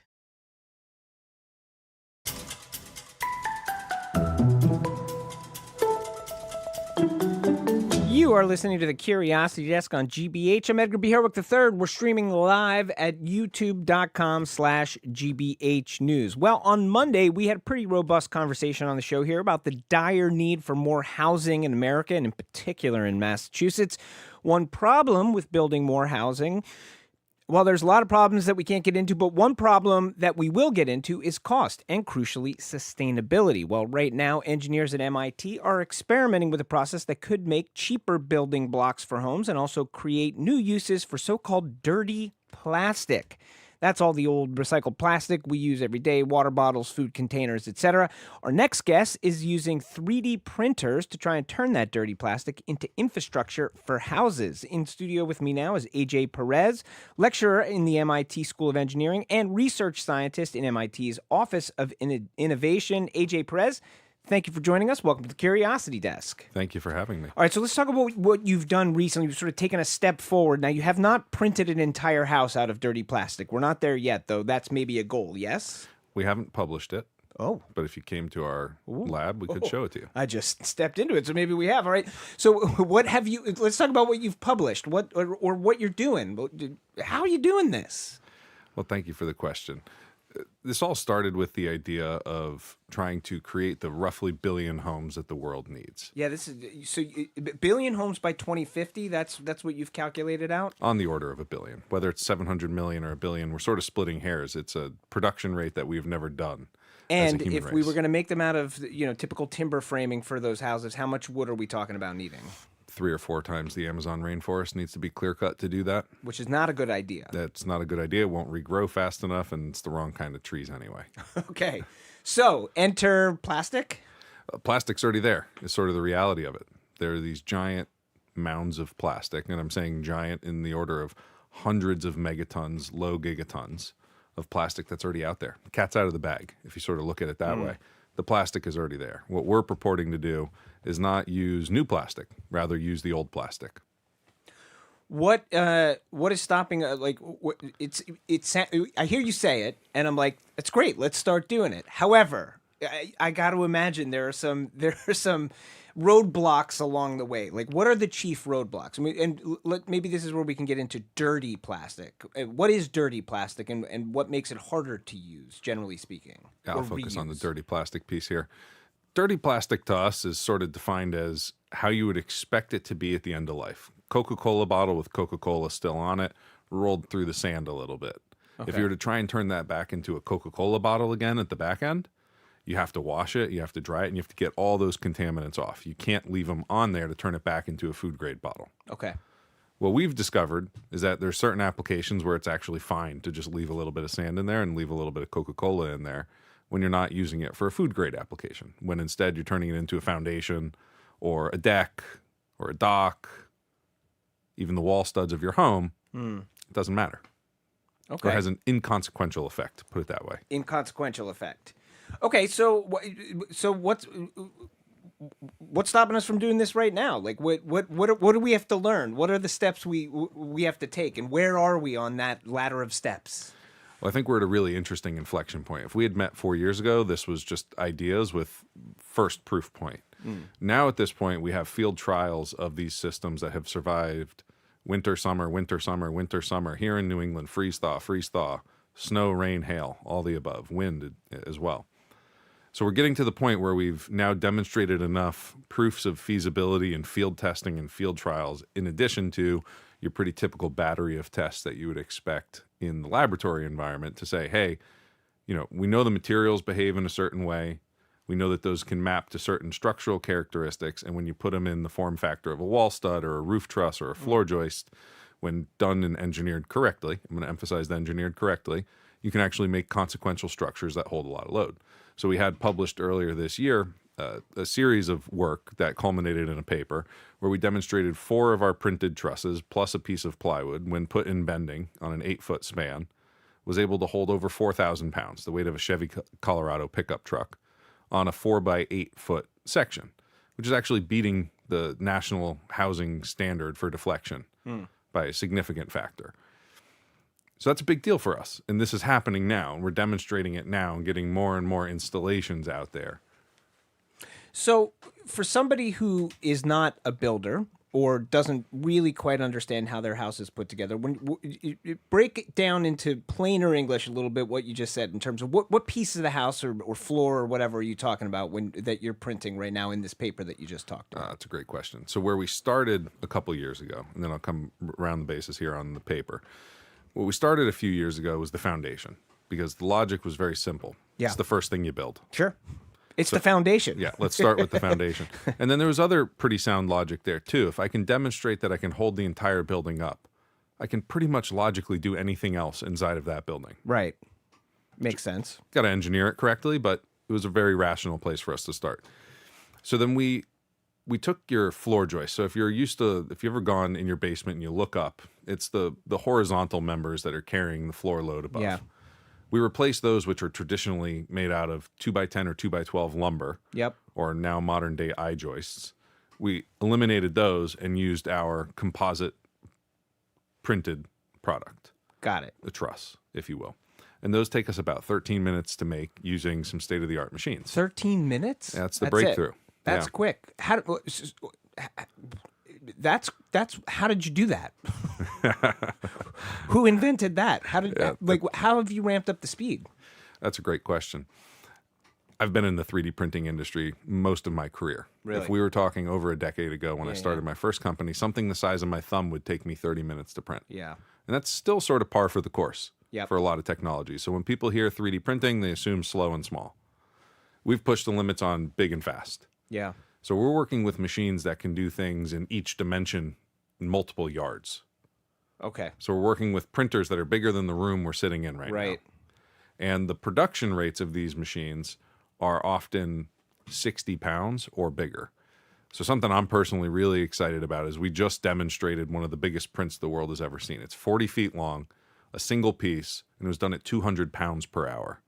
And when you're going at those types of production rates, we're actually now using manufacturing technology that's faster than what most people would see as conventional manufacturing technology, like injection molding. So where these breakthroughs have come, I don't want to bore too many people with some beep boop beep stuff on the machine side, but suffice it to say, they are faster than you think. We're not extruding things the size of a human hair, we're extruding things the size of a human thumb. Yeah. And when you go that big, that much faster, you can actually accomplish a lot in terms of the geometry of the parts you produce. Yeah. And this process is scalable? I mean, this is something that, you sort of, presumably you have one in the lab. You could spin out 20,000 of those if you needed to? Our vision for how this scales is not a made in one country and exported everywhere else, but rather made locally. Because for the first time in human history, we now have a natural resource, or in this case, plastic, an unnatural resource that's distributed everywhere. Yeah. Plastic is exactly and precisely where humans live, unless it's floated away. But it started in a place where humans live. Yeah. Meaning in Nairobi, Kenya, they have all the plastic they need for that market. Yeah. In San Jose, Costa Rica, they have all the plastic they need in that market. Yeah. So it's our vision to effectively transplant the factory so that every local community has the ability to produce these parts like sawmills used to do. Yeah. So in that way, what's holding us back from scaling is finding the right partners around the world, because this is not a thing that we're going to solve in the United States for the rest of the world. We might design the machinery and the equipment and the technology and the process to make it all happen. But at the end of the day, it's a boots on the ground, plastic on the ground problem in every country around the world, and that's where the plastic lives. So we need to recycle it locally. We don't need to collect it locally and ship it to Germany and then send it to the rest of the world. Right. This is the Curiosity Desk. We're talking with AJ Perez from MIT about turning recycled plastic into building materials. Now, a couple of times you said it's very crucial if engineered properly. What is the challenge in the, what does that mean exactly, to engineer it properly, and why is that potentially difficult to do? You want to do things efficiently. And your standard piece of wood has too much wood in it. Put it that way. If you were designing wood, you would make a truss. Because a truss yeah. holds the loads exactly where you need them. They're, quote, engineered more properly. Right. They're better, more efficient use of that amount of cellulose or that wood. Whereas a standard 2x shape has a lot of, quote, dumb material on the inside that's not actually carrying any load. It's wasted material. So that's what I mean by engineered properly. Let's put the material exactly where we need it, how much of it where we need it, so that we can have an optimum. Yeah. Give the consumer the best bang for their buck, the most strength for their dollar. So what are all of the pieces I mean, is the vision, or maybe you've already executed, to have the entirety of the house made of 3D printed materials? Is that the goal? The structural framing members, yes. So what we've done so far, demonstrated foundations, floor systems, staircases, wall systems, and roof systems. But everything except the sheathing and the planes. So we're not doing drywall, and we're not doing the plywood on the outside that keeps the rain out. Okay. So that, in your vision, that'll still be the kind of materials that you're going to use wherever it is, whatever you would make your house out of. That's Whatever's the materials most we're used locally acceptable in that region. Yeah, it might be stucco in one market, and it might be OSB and clapboard sheathing in another. So, potential downsides here. There've got to be some, right? I mean, are we worried about it? Is it going to potentially burn down a little bit easier, quicker? I mean, we did a story, we did a segment on the show a couple weeks ago, and one of the about wildfires and really destructive wildfires that took down a bunch of houses. And one of the cases that was being made by the person we were interviewing was that, well, modern homes have all of this stuff that is made of kind of plastics and polyester and stuff, and that stuff burns quicker than than traditional materials. Are we worried about these structures burning down? Short answer, as an engineer who has ethics that cares, is yes. Of course, we're concerned about it. Yeah. Relative concern, I think, is the key question. Interesting. How much faster than wood, or how much slower than wood does it burn? What's the status quo? And I don't want to say it's a cheat code by any means, but the system that it's built into matters a lot. What do you mean by that? The drywall, for example, is actually your first line of defense for a fire in a stick frame home. Yeah. When you have 2x4 pines behind that, those are going to burn very quickly as soon as the fire gets to them. Yeah. The drywall keeps the fire away from them. So you have to be really intelligent with the overall system design and how you prevent the fire from occurring. Something that's interesting about the material we work with specifically, though, in an untreated sense, it performs similar to wood. You can add flame retardant additives to it, just like you get on an airplane to make FAA certifications happen for flame retardancy, smoke suppression, things like that. You can add to it. It adds cost. And the other thing you can do is paint it with the correct type of paint, intumescent paints. So there are ways to treat it to help limit the fire. It's a very important thing to keep in mind as designers and engineers and where we start. It's another reason why all the applications that I began this journey with early on were low risk of fire applications. Yeah. First thing I did wasn't a house. It was a foundation for a barn. Sure. The second thing I did was a dock. Yeah. Because there's a very low risk of fire when you're submerged in water.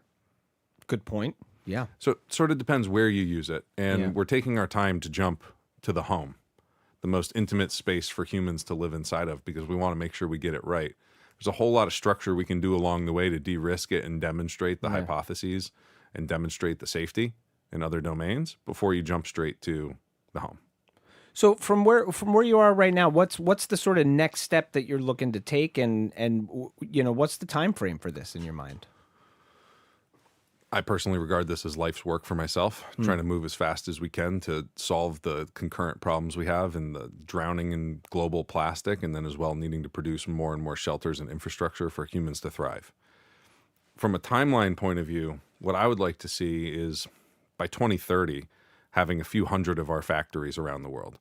These aren't mega factories. These aren't gigafactories. It's not like Elon Musk, let's put 50 billion in one city and build a town around it.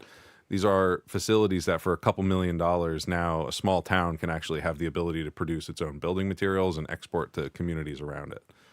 So whether you say there's a call for some international partners or folks even domestically that are in different regions, if you want to put your name in the race and get in early to help us scale the factory footprint that's necessary. That's truly what's holding this back. There's not enough factory infrastructure globally of these robotic additive manufacturing systems. Yeah. This is sort of making the market for it, and that needs to scale. All right. Well, we wish you luck. We've been speaking with AJ Perez, lecturer in the MIT School of Engineering, research scientist in MIT's Office of Innovation. AJ, thanks for being with us and sharing a little bit about your life's work. I appreciate your time. Thank you. Just ahead, we get philosophical about philately. Stamp collectors are making their mark on Boston. We're going to meet one of them ahead of a massive week-long convention coming up. This is the Curiosity Desk. Don't go anywhere.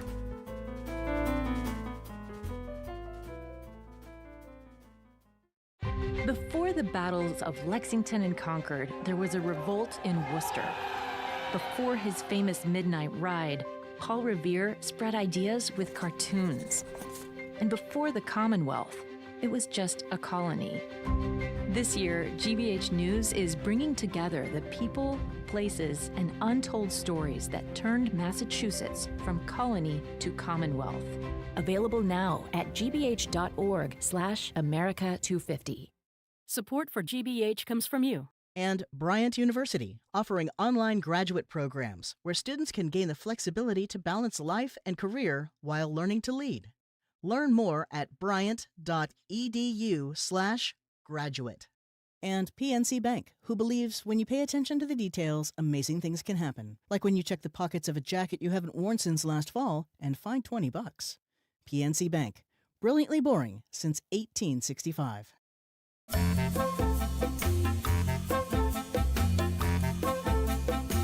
You are listening to the Curiosity Desk on GBH 89.7. I'm Edgar B. Herwick III. We're streaming live at youtube.com/GBH News. Stamps. Yes, the little stickers in the corner of your mail are getting the royal treatment in Boston at the American International Philatelic Exhibition. That would be a World Expo for stamp collecting. But for fanatics, stamp collecting is more than just the 78-cent USPS Forever stamp that you slap on your rent check. It's documents, letters, photos. It's history passing as postage. The World Stamp Expo comes to the Tom Menino Convention Center this May 23rd through the 30th. It is free and it is open to the public. With us now in studio is one of the expo organizers, Alex Haimann. He is an executive VP at Cherry Stone Auctions, former collection specialist with the Smithsonian Institution's National Postage Museum, and he is curating a special exhibition at the Boston Expo that celebrates the 100 years since Queen Elizabeth II's birth. By the way, the website for more info, boston2026.org. I don't know how you guys got that website, boston2026.org. Alex, welcome to the Curiosity Desk. Thank you for having me. And the answer is 11 years ago is when this show, the planning began. Oh, 11 amazing. years ago. That's incredible. All right, Alex, why should I care about stamps? I can literally hear some of my listeners out there being like, stamps, who cares? Come on. Great question. So it's really what are you most interested in your hobby part of your life or your free time? Stamps are a way to connect to any subject, any interest, and you can do it for almost no money, and it's a way to tactilely touch something that's real and genuine from another place, another time, another topic. So it depends on what my usual answer to that is usually ask you questions like, what kind of things do you like to do when you're not working? Do you like to read? Do you like to do you like sports? I do. So that all of that I can like be connected. Music. I like dancing. Every subject that you just named, I could point you with in a moment's notice to exactly how to collect and engage that subject. That's cool. How did you get into it? How did you get into stamp collecting? Yeah. I just turned 40, and when I was 7 years old, so 33 years ago, Wow. a second grade teacher brought some stamps in from maybe about 20 or 25 different countries, put them down in front of us for a geography lesson. And I remember just holding weightlessly in my hand several different stamps from maybe 6 different countries and thinking how unbelievable it is to effortlessly and weightlessly hold a piece of another place, another time, all at the same moment. I get that. I mean, that resonates with me for sure. It's amazing, right? When you stop and think about it in a way. What kind of stuff do you collect now? I mean, are you like way deep into it? I mean, do you have like, entire rooms in your house that are just like wall to wall with stamps? Like, what do you collect? My answer probably is different than what my wife's answer would be to this question. I collect all sorts of stuff. I've never fallen out of the wonderment of that, again, that connection to another place, another time. So I collect 3-dimensional things sent through the mail, like boxes or crates. Like I have a crate from 100 years ago that sent fresh eggs through the mail, for example, or neat. little baby chickens. Yeah. So I like three-dimensional things. I'm fascinated by stamps that tell a story. So where like the design, for example, after World War II, there were stamps from Hong Kong that were designed by someone that was held in a civilian internment camp by the Japanese. And after the war, they basically immediately came out and designed a stamp that they had basically sketched out while they were still a prisoner during the war. Oh, wow. So, but the stamp itself you can buy for $1, but it has this connection to a whole different story. Yeah. You're listening to the Curiosity Desk. We're talking about stamps with collector and organizer Alex Haimann, ahead of the World Stamp Expo. So what is the World Stamp Expo? As we said, free, open to the public. You're there for an entire week. Sell me on it, man. The World Stamp Expo is something for everyone. So whether you're from 3 to 103, it is free, as you mentioned. The basic idea is if you want to come and see rare things related to history, or all these interests we're talking about, that's there. From the rarest stamps in the world, worth millions and millions of dollars, all the way to an enormous multi-thousand square foot beginners area, which again is totally free and accessible to anyone, kids to adults, to be able to learn about, well, what are stamps? How would I collect? What, sort of to that point, sort of what is this? Yeah. The exhibit I'm curating has a Rolls-Royce Phantom 4 owned and used by Queen Elizabeth in the 1950s. Oh, cool. She is the most depicted person in the history of stamps, because she was, of course, queen for 70 years. Yeah. And she's the head of state was the head of state for so many different countries. So that's the connection, was her 100th birthday last month. And there's so many stamps with her on it that it's a story about her and that connection. Amazing. All right. So you got a box with you, and I'm spying across the desk here, and I see there are things in that box. So, maybe tell us what you brought here. See if this piques our listeners' interest, gets them into the stamp world a little bit. Everything I have here is just a little example of kind of the things you'll be able to see almost the moment you walk in. But so up here I have an example of the penny black, which is the very first stamp ever issued from 1840. When you say very first stamp, anywhere?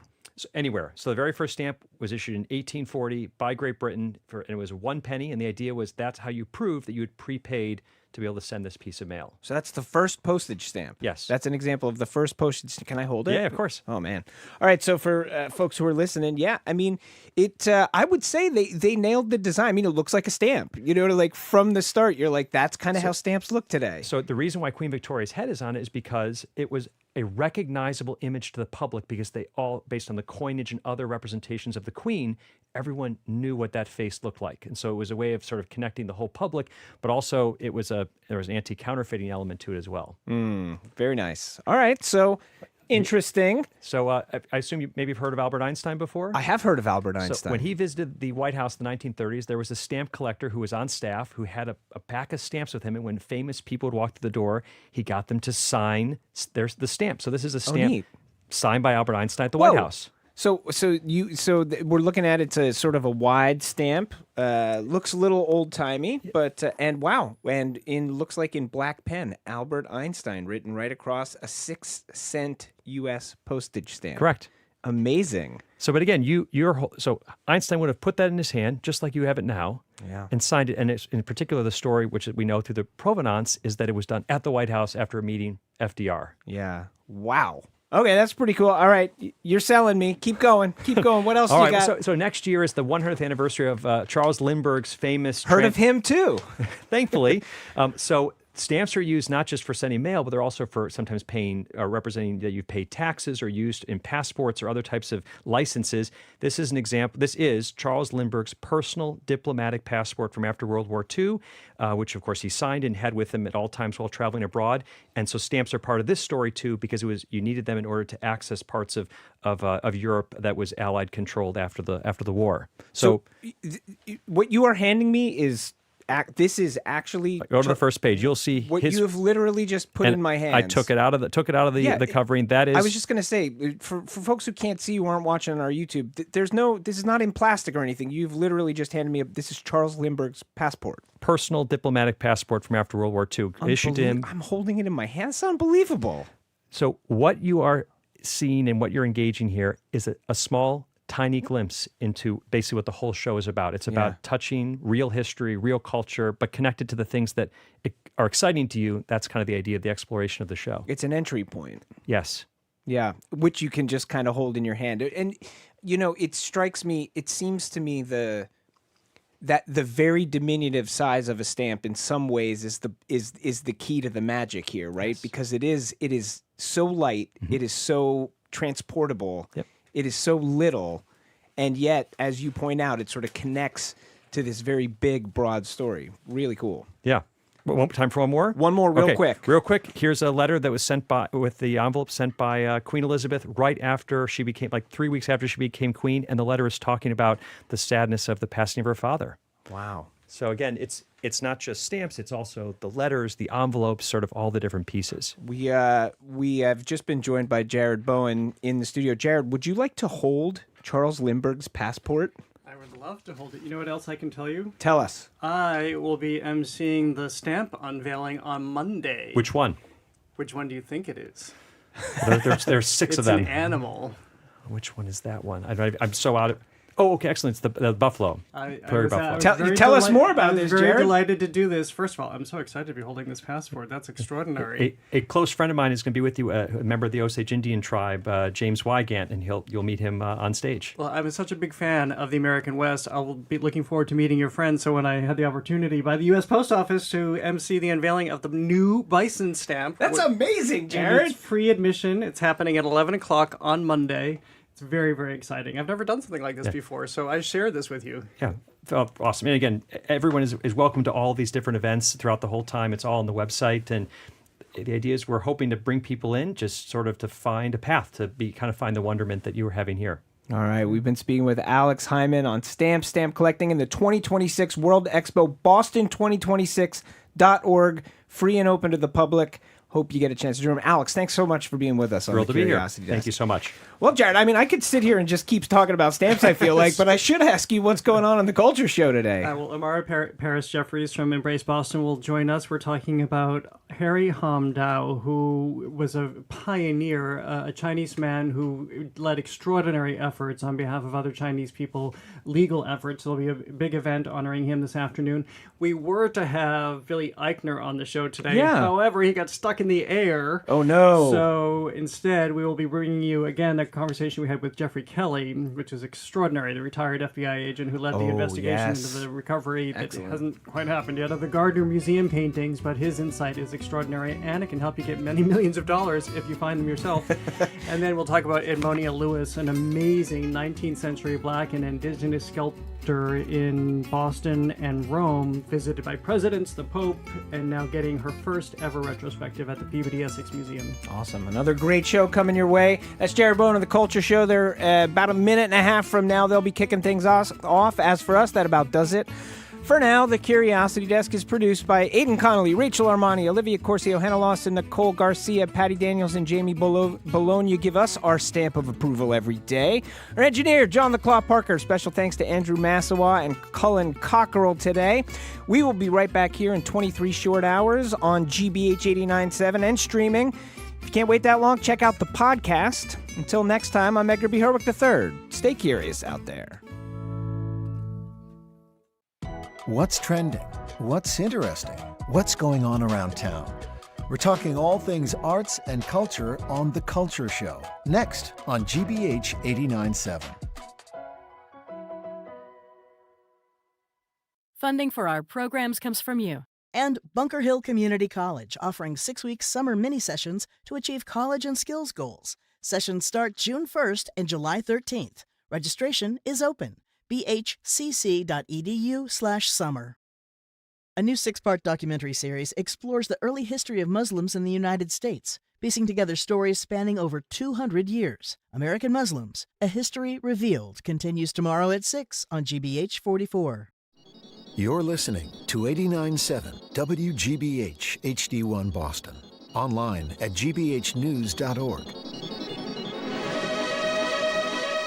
GBH News. What matters to you? I'm Jared Bowen. Coming up on The Culture Show, Harry Hamdao knew what it meant to both be shut out and what it meant to fight his way in. The first Chinese American admitted to the Massachusetts bar, Dao used the law to defend people with few places to turn. Now Embrace Boston is honoring his legacy with an event built around music, family memory, and the Boston leaders carrying forward his work. Amari Paris-Jeffries joins us to talk about Dow's legacy and why it speaks to this moment. Then the man who led the FBI investigation into the Gardner Museum heist. Now retired, FBI agent Jeffrey Kelly spent 22 years chasing leads, developing informants, and digging into Boston's criminal underworld, all to solve a case that remains unsolved. In his new book, 13 Perfect Fugitives, he reports who stole the paintings and how, where the artwork traveled after the theft, and the close calls he experienced in nearly getting them back. And the sculptor Edmonia Lewis achieved the improbable twice. First, becoming internationally famous working in marble as a black and indigenous woman in the 19th century. Sadly, she largely vanished from art history. We'll look at how an artist once celebrated on 2 continents is experiencing a resurgence of fame and regard. It's the focus of a new exhibition at the Peabody Essex Museum. That's all right now on The Culture Show. The Culture Show is made possible in part by a generous contribution from the Fiducia Fund, proud to support this station's arts and culture programming.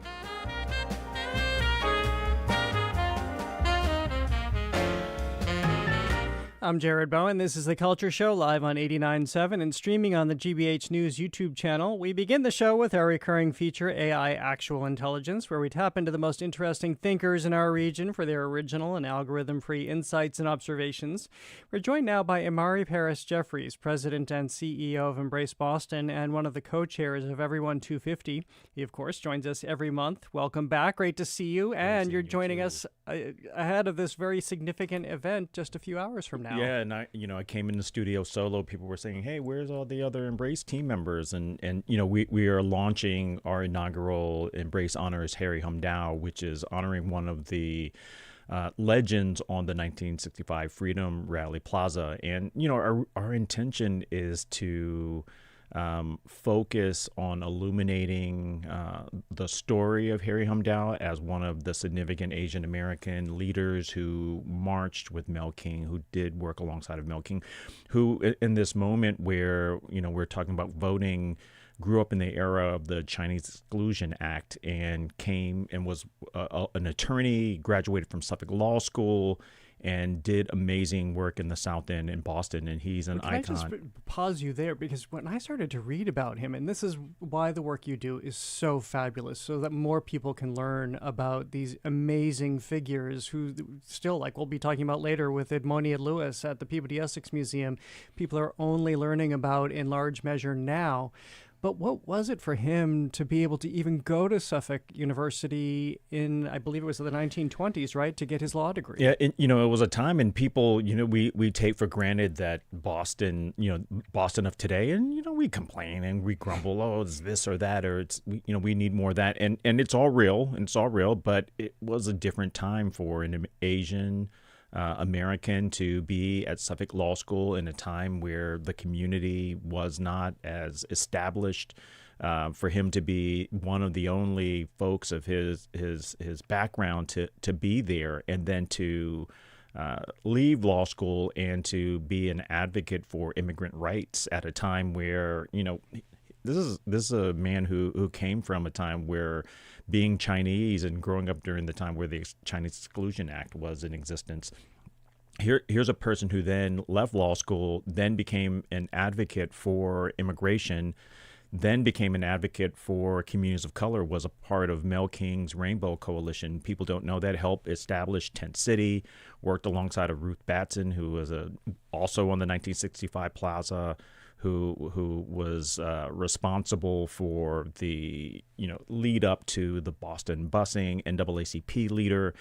And so Harry's name and reputation and presence and importance to Boston needs to be told. And part of the 1965 Freedom Rally Plaza is for us to tell those stories. There's 69 names there, 69 plaques. And eventually Embrace will illuminate one hero from each ethnic group as one of our key signature activations. Well, this is all happening at 5 o'clock this afternoon, so people can finish listening to The Culture Show and head down and participate if they would like, because from what I've seen, you've put together a pretty extraordinary program. So you'll honor Mr. Dow. His son will be there and be able to speak. And then there's a procession to another extraordinary part of Boston history. And people don't realize that one of the as we're celebrating the country's 250th, there's a cemetery in Boston Common, and the oldest known to record Asian person is buried in that cemetery. A gentleman by the name of Chow Mandarin who passed away in Boston during the 1700s, and it's hard to imagine. When you think about the way that history has been told to many of us, and I'm a Generation Xer, Boston and our country wasn't described as this diverse place because you only hear about the colonial heroes and figures.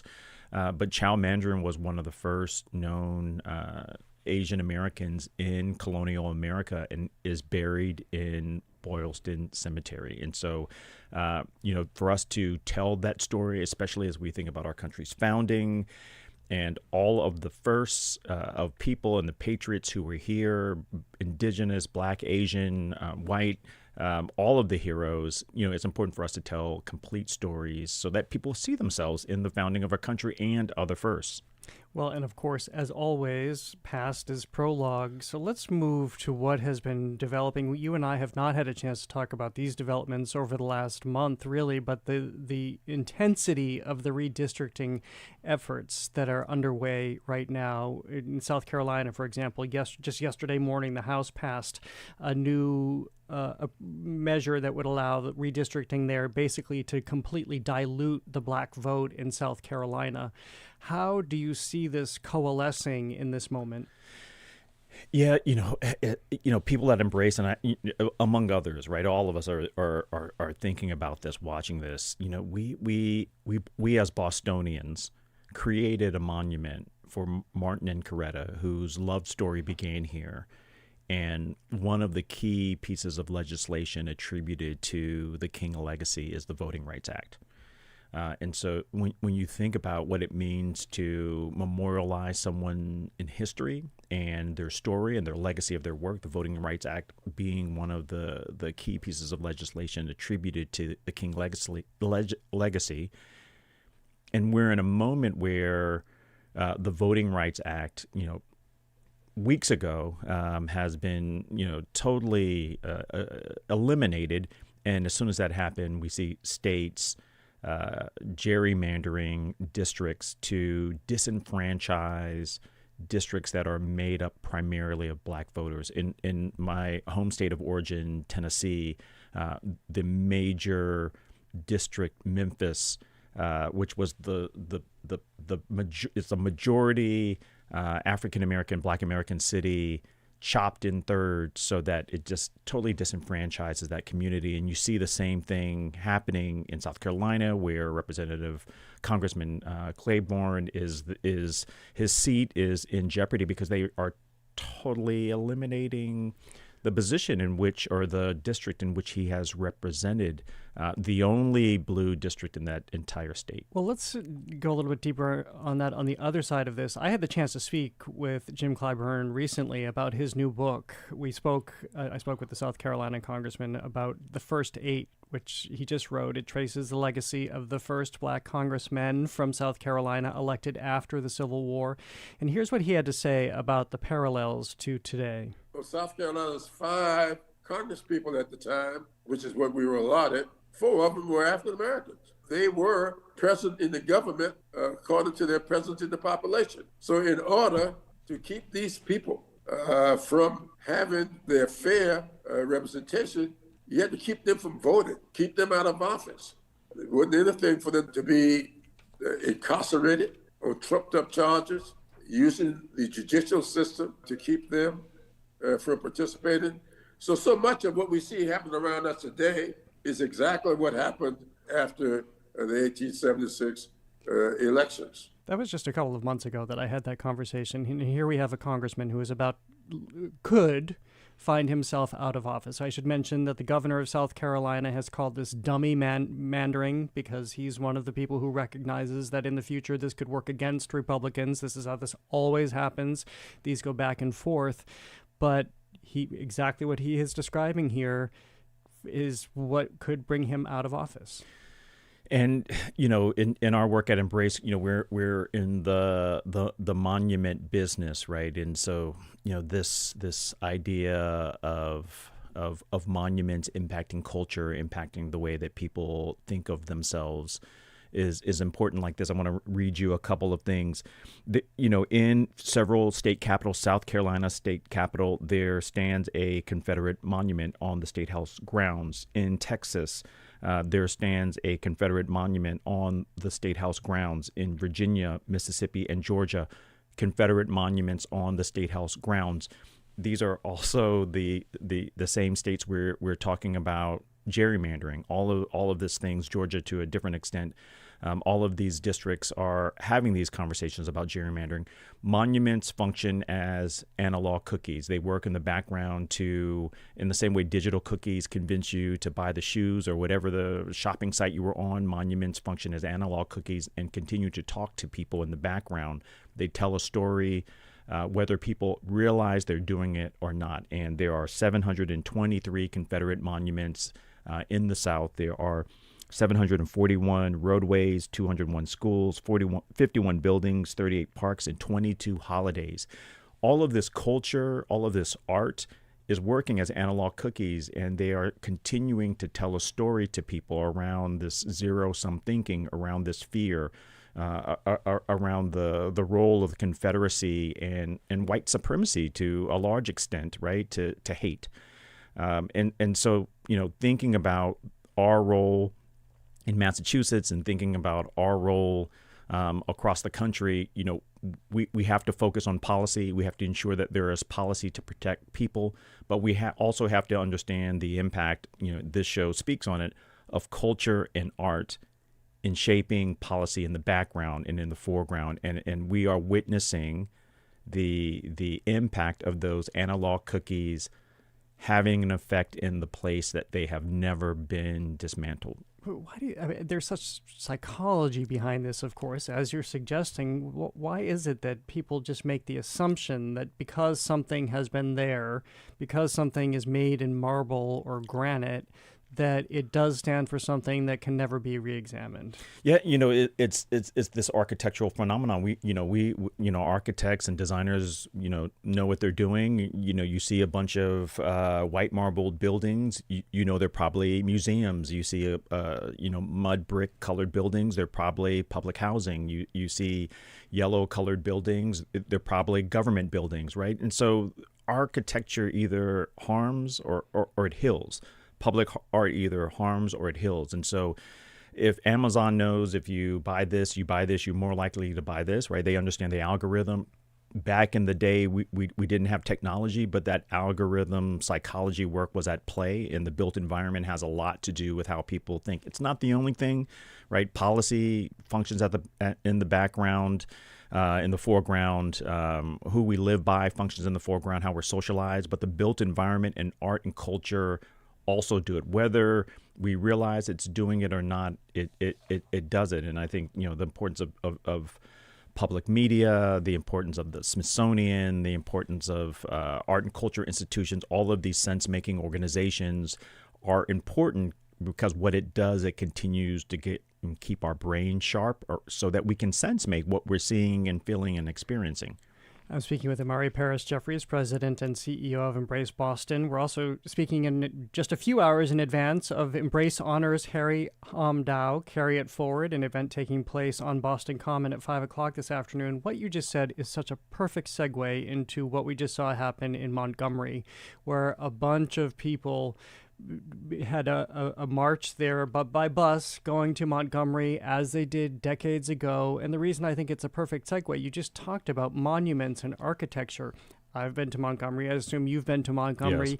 You cannot be in that place, within that city, without just feeling the heaviness of that history all around you in the white marble. But then you have Brian Stevenson's extraordinary memorial to the history of lynching, recognizing the victims of lynching in this country. I mean, that is a place just fraught with architecture that brings you there. So it's very significant that this history is being recreated by all of the people going to support voting rights in Montgomery in 2026. Yeah, Montgomery is both the heart of the Confederacy and the heart of the civil rights movement. And,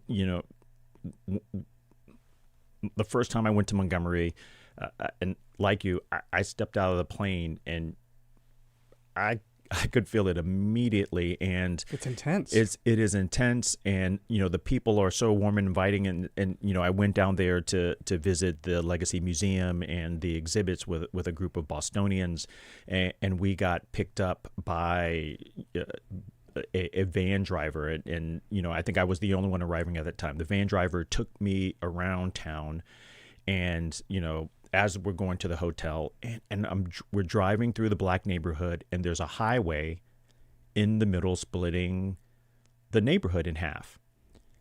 And as we know, during urban renewal, this time between 1930 all the way into the civil rights movements, highways were used to cut black, brown, working class neighborhoods in half. And Bostonians stood up, and Carolyn Crockett wrote this wonderful book about our experience of activism, advocacy around, called People Before Highways. But he took me through the neighborhood before I went to see the installations of a neighborhood chopped in half by a highway. And if you go to many American major cities through the black and working class communities, you will see major highways chopped inside the black and brown communities. And so that's the way my experience in Montgomery started, with this informal history. And then when you see the installations, it is so heavy, so deep. I went for a walk, and there are still houses, and the interesting thing, markers as a form of monuments, referring to slave owners as planters or cotton industrialists. Yeah. On the official Alabama seal. And so these monuments in Montgomery are in conversation with each other. You have these planter, cotton entrepreneur signs talking to the signs and the monuments created by EJI, having a conversation temporally through time. And so I think that is part of the feeling, like the analog cookies are just hitting you in the face as soon as you get off the airplane.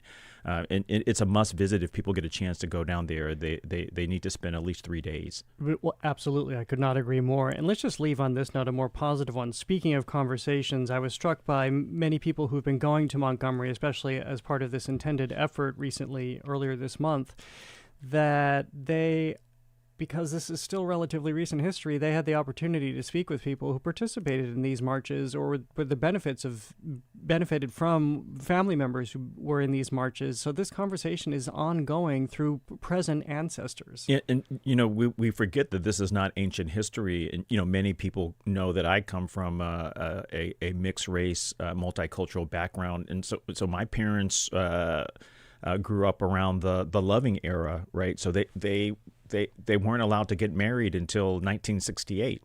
And so these are my folks, right? This is not ancient history. We have people who are here who are not, from back in time. I mean, these are our grandparents and our older parents who marched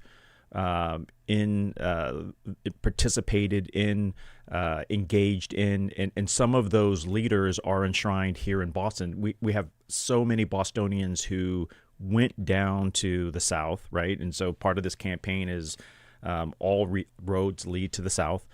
Went down to the South to help, to participate. And we're in a moment of time, honestly, that it is going to take some of us organizing to help. When people's voting rights are denied, it's not just a this state issue. It's not just of that state issue. We're going to have to decamp from Massachusetts and go down there and participate. It is an American issue. It's a democracy issue. And they've given us the blueprint. They've done so much of the work for us. Well, Amari Parris-Jeffries, always great to see you and have these conversations, even though this was not as much fun as sometimes we can have, but it's important to have. Well, people can have some fun and celebrate. We're honoring some amazing AAPI leaders at the inaugural Embrace Honors Harry Humdow, so people can come down at the Embrace at 5 o'clock. It's not scorching hot. It's not going to rain, and celebrate some leaders. It's always amazing to celebrate icons of the city doing this work. So please join us. Couldn't agree more. Amari Parris-Jeffries, President and CEO of Embrace Boston, thank you again. Thank you. Well, coming up, 36 years after the world's biggest art heist, the FBI agent who spent decades chasing the missing masterpieces has written 13 Perfect Fugitives, his new book on the still unsolved Isabella Stewart Gardner Museum theft. He's next on The Culture Show. Stay with us. The Culture Show is made possible in part by a generous contribution from the Fiducia Fund, proud to support this station's arts and culture programming.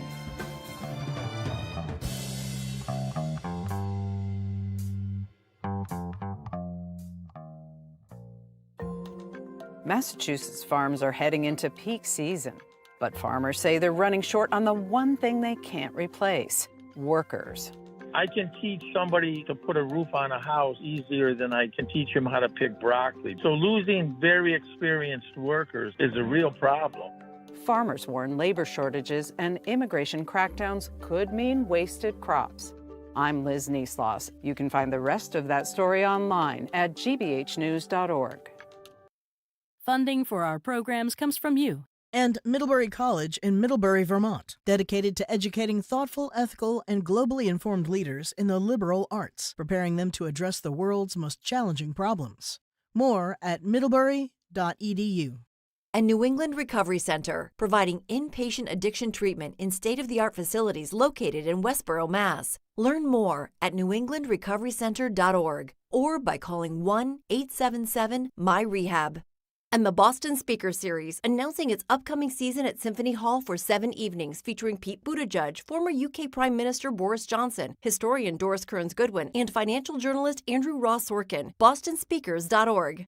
Support GBH, unlock all NPR Plus podcasts, like the Sunday Puzzle podcast, and enjoy exclusive perks, like early access and bonus episodes from some of your favorite shows. Learn more at gbh.org/NPR Plus.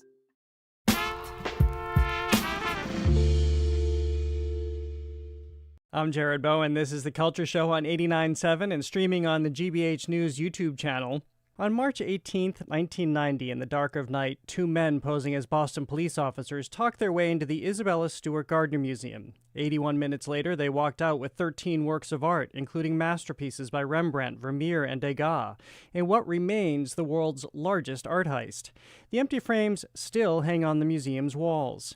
FBI agent Jeffrey Kelly was one of the original members of the Bureau's art crime team. Now retired, he spent 22 years spearheading the Gardner Museum investigation, chasing leads, developing informants, and piecing together who stole the art and how they moved it through the criminal underworld. Now he's telling that story in 13 Perfect Fugitives, his new book about the heist, the long investigation, and the suspects, informants, and organized crime ties that have kept the case alive for 36 years. Jeffrey Kelly, welcome to The Culture Show. It's great to have you here. Thanks, Jared. It's good to be here. Well, I am glad to have you one-on-one because I have covered this on the broadcast side for a long time. I went to many of your press conferences over the years. I read your whole book. I have lots of questions. Let's get into it. All right. Well, first I'll start with just the title. And you opened the book by talking about you're looking at these artworks as fugitives, as people who are on the lam and not as objects. Yeah, so the case was assigned to me in 2002, and at that time the statute of limitation on the actual robbery had been expired for more than 7 years, and it seemed that everybody who was associated with this case was dead. And so I took kind of a novel approach into how I was going to investigate it, and rather than working it as a traditional property crime, I decided to work it as a fugitive investigation because I knew that. I was on the violent crime squad at the time for many years, and I understood how you catch fugitives, and you catch fugitives through publicity. And so I tried to do the same thing with my 13 fugitives. And the reason why I call them perfect fugitives is, and I made an allusion to it in the book about Whitey Bulger, fugitives, their human counterparts, they get caught because of those mundane tasks that you have to do. Going to the registry to get a license or getting a toothache and going food shopping. My fugitives don't have any of those issues. They can just lie waiting somewhere, which really makes them the perfect fugitives. Well, you right off the bat addressed a question I have always had. I attended that press conference where the FBI trotted out images of Whitey Bulger and his girlfriend, Catherine Gregg, and what they may have been up to, in other words, loving animals, etc. Almost immediately, it felt like they were captured. I have never understood why, with all the publicity about the Gardner heist, the amount of times those images of the paintings have been placed out there, there hasn't been somebody who stepped forward. Well, there have been people who stepped forward over the years, but there hasn't been anybody that stepped forward with actual firsthand possession of it, and that's really the issue. And I guess it makes them such good fugitives, right? Because they've remained hidden. But over the years that I had this case, and as you mentioned, I had it for 22 years, there were a lot of people that had really credible, helpful information that they provided to me and to the FBI. And we followed that information down. And over the years, it was really like this worldwide scavenger hunt, tracking down a lot of these leads. And it took us up to Maine, it took us down to Connecticut and down to Philadelphia. But it seems like we're always just one step behind. Yeah, because I should have finished that sentence. Why didn't they step forward with the information that led to the return, like we saw Bulger arrested and Catherine Gregg arrested right after that? Well, let's go to what you know. And I think a lot of people who kind of dip in and out of the story maybe not know this part. You, with what certainty do you know who committed this crime? Yeah, I mean, listen, 100% certainty, you're not going to get that unless somebody comes forward with the paintings and says that they were the ones that did it. But that's an impossibility because I believe that those individuals are dead. But we received a lot of information over the years. And I'm not going to sit here and say that it was all my investigation. The investigation that I picked up in 2002 was picking up where my predecessor left off. And by 1998, the FBI had some very credible information that the heist had been pulled off by a crew out of the Dorchester section of Boston. But unlike, when you talk about a heist of this magnitude, it's a Hollywood heist. Yep. And people want to have a solution that's just as epic. And at the end, it was really just a bunch of criminals from Dorchester who pulled this one off. And how does that speak to how they did it? The 81 minutes and the epically random assortment of things they took, from a finial to Rembrandt's only known seascape and Vermeer's, the only one here in New England. So epic work and alongside work that doesn't necessarily make sense. Yeah, and that was one of the hardest things for me as an investigator, was to kind of try and unravel this. And when you start to unravel it, it makes a lot more sense. If you look at art theft in Massachusetts, it's really a unique beast that you don't see anywhere else in the country. There's this interconnection between art thieves and your common criminals. And if you go back to 1972, Massachusetts had the country's first armed robbery of a museum when 4 pieces were stolen at gunpoint from the Worcester Art Museum, including Rembrandt's St. Bartholomew. And they ended up shooting a guard in the stomach during the robbery. And that robbery was pulled off by a guy named Al Munday. And when another Worcester mobster found out about what Al Munday had done, he simply kidnapped Al Munday and stuck a gun in his ribs and make him give up the paintings, which this Worcester mobster then used to get a break on a pending sentence.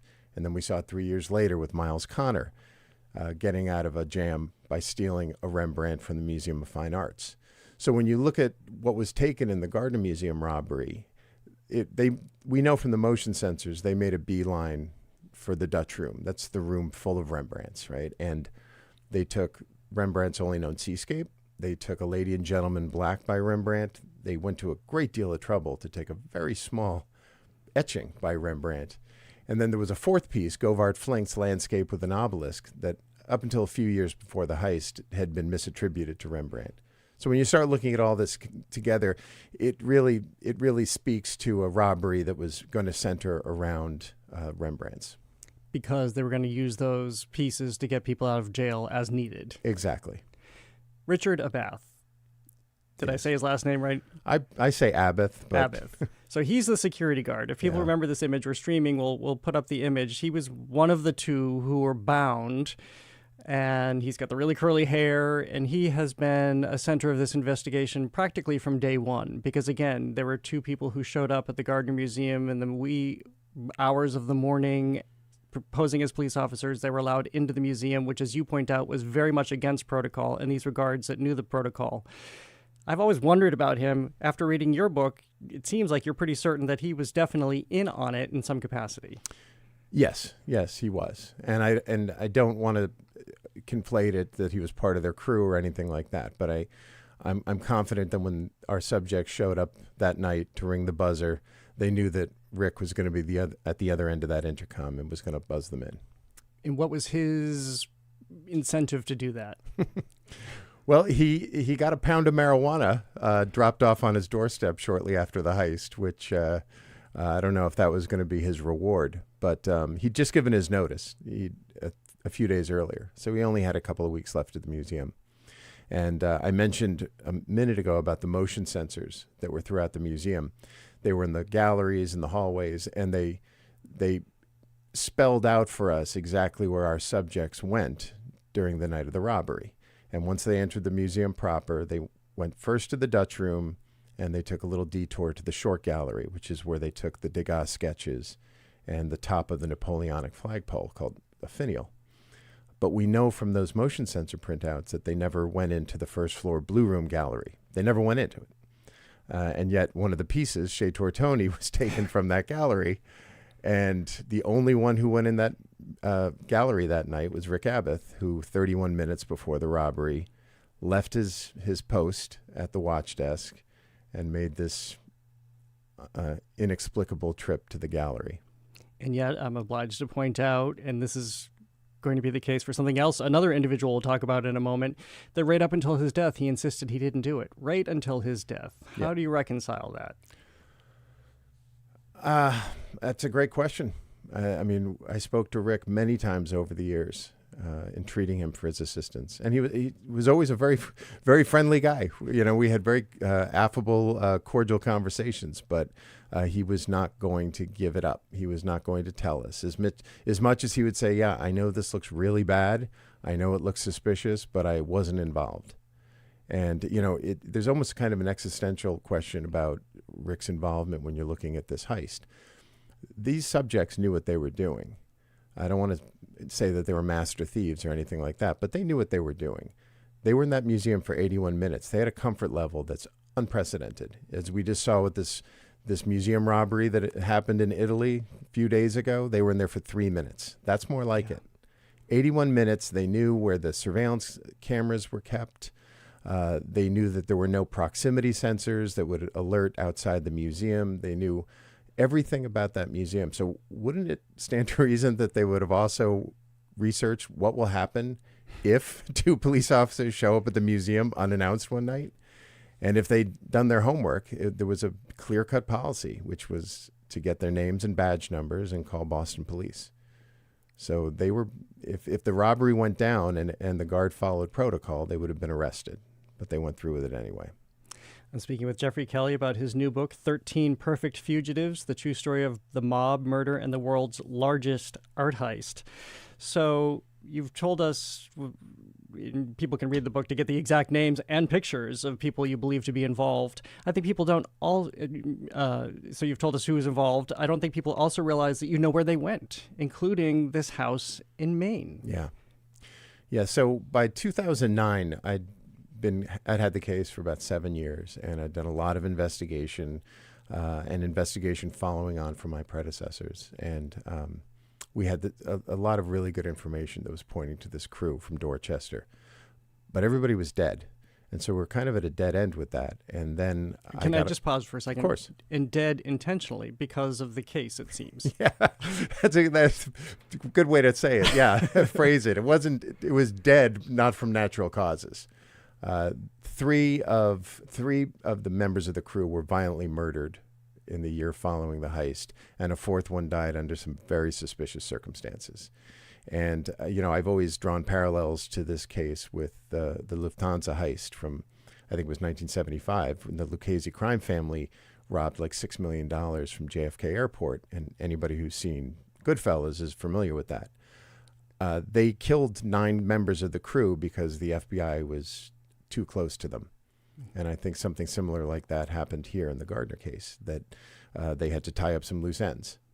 And it's also one of the reasons that I believe that this case really did kind of go stagnant, was because those homicides would tend to have a chilling effect on anyone who harbored any aspirations to come forward.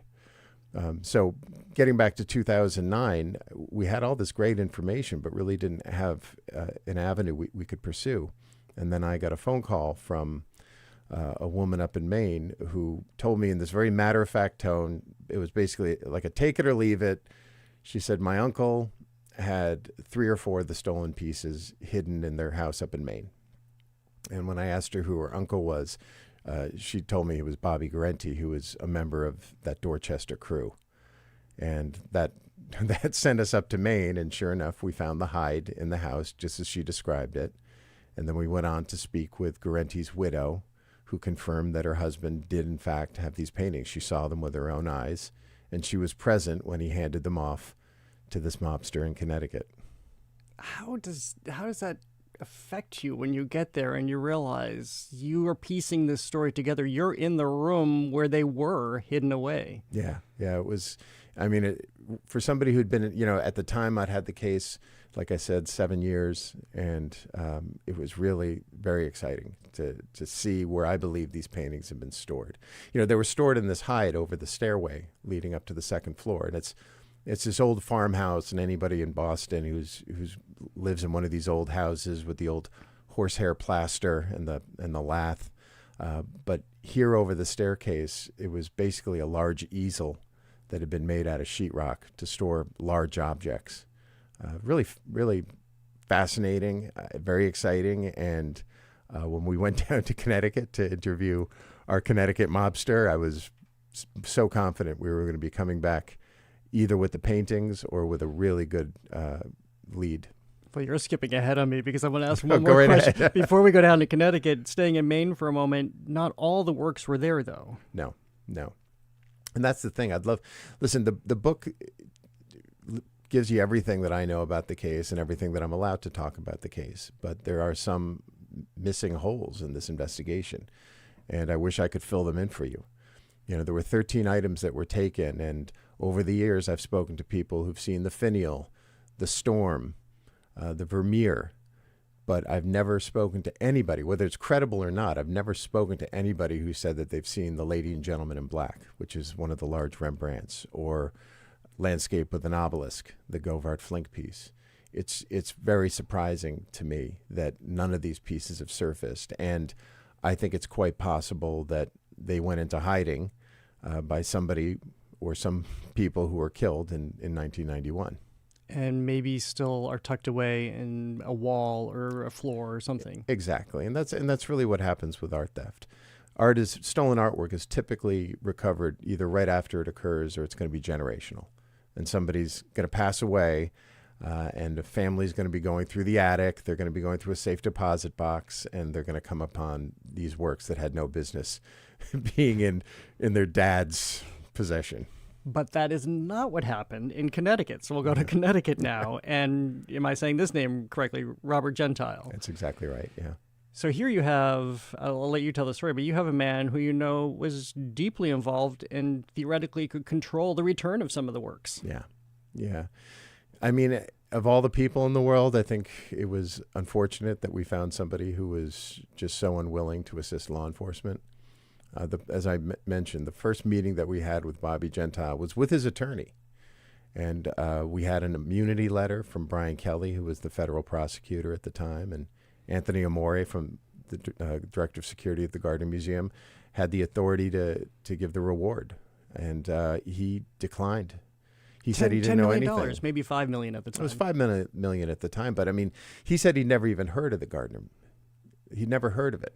And any accusations to the contrary were lies, all lies. And it took a while to finally get into his house, because there's more than one way to skin a cat. And even though he was being completely refusing to cooperate with us, he agreed to sell drugs to an FBI informant down in Connecticut. And we ended up getting into his house because of that, because he sold drugs out of his house. And there you saw the evidence that he very much knew what the heist was. Yeah, it was incredible. I mean, we had the evidence response team from the New Haven division with us, and the agents there who were so used to doing searches all the time. And for some of them, they were like, "We've never had such a productive search." There were They recovered 7 handguns, a loaded shotgun which was hanging on a hook by the front door, and dynamite. We had to evacuate the house for that one.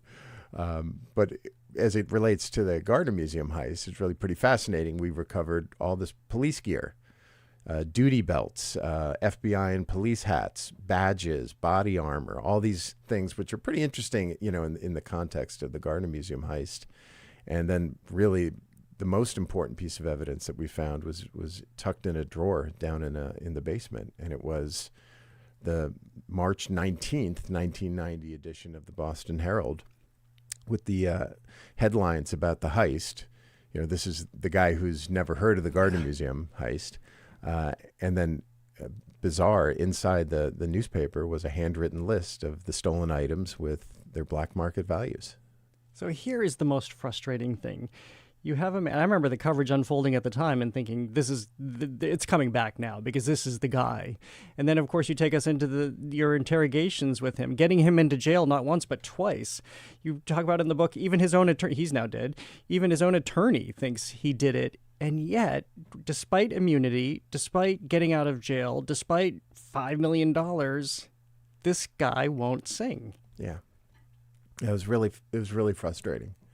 And, I think sometimes you have to put yourself in the shoes of your adversary to try and understand their motivation. And that was the case with Bobby Gentile. I think it's quite, I have no question in my mind that he had the paintings. I mean, we got that from multiple sources, as you said, even his own attorney. But by the time we started talking to him, it's possible that he had gotten rid of them. We know that he shopped them down in Philadelphia because he was made member of the Philadelphia La Cosa Nostra, and it's possible that he had unloaded them, that he was successful in getting rid of them and moving them down to Philly. And if that's the case, then you really have to say, well, what's in it for him to cooperate? Like, what he would have to, in his mind, he would have to finger his colleagues down in Philly, which he was not about to do. So in the end, this became about integrity for his own business, being in the mob. Yeah, I mean, it really is. And, it's funny. I had so many agents that I worked with at the time who would talk to me and they'd say, why isn't he going to talk?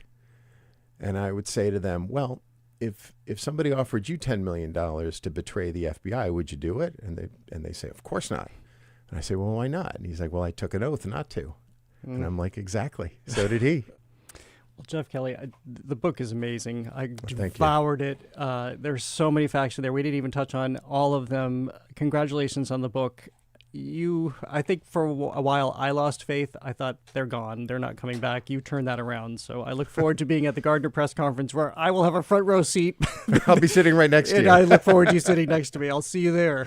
Thank you, Jared. Thank you. Jeffrey Kelly is a retired FBI agent. For 22 years, he investigated the Gardner Museum heist, which is the subject of his new book, 13 Perfect Fugitives, the true story of the mob, murder, and the world's largest art heist. Coming up in the 19th century, artist Edmonia Lewis built an international career in marble, then nearly vanished from art history. We'll look at how the Peabody Essex Museum is bringing her back into view. That's next on The Culture Show. Stay with us.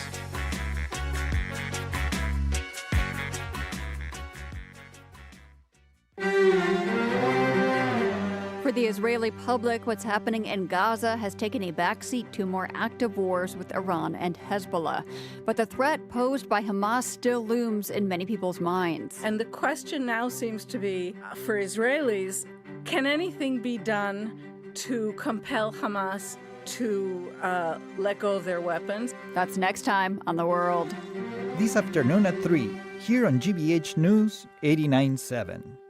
Our programs are made possible thanks to you. And the Museum of Fine Arts, celebrating Memorial Day on May 25th with gallery tours, art-making activities, special exhibitions, and more. Free for Massachusetts residents. More at mfa.org.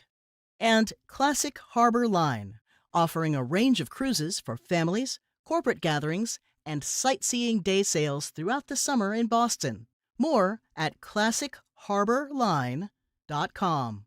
And Porter Square Books. Ruth Ozeki discusses her new book, The Typing Lady, with novelist Julia Glass, Thursday, June 18th. Info at PorterSquareBooks.com. National media visits. We live here. GBH News 89.7, gbhnews.org, and streaming on the GBH app. Trusted local news.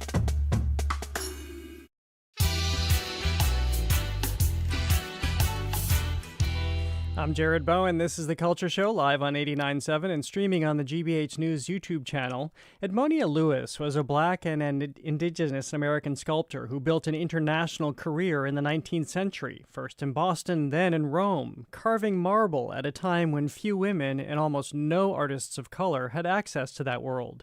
Lewis knew the limits of the country she had left. She once said, "The land of liberty had no room for a colored sculptor." But in Europe, she was very much a superstar, visited by a president and a pope who made a beeline for her studio, which was very much a hive. But fame did not secure her legacy. Her sculptures ended up in far-flung collections, some lost or misidentified or poorly cared for. She left no central archive. The neoclassical style that made her name fell out of fashion, and she fell into obscurity. When Lewis died in London in 1907, she was buried in an unmarked grave. But now, in a show years in the making, the PBD Essex Museum has opened a veritable recovery project in Edmonia Lewis Set in Stone, the first major retrospective of her work. The exhibition was co-curated by Jeffrey Richmond Mall, PEM's curator of American art, with Shania L. Harris of the Georgia Museum of Art.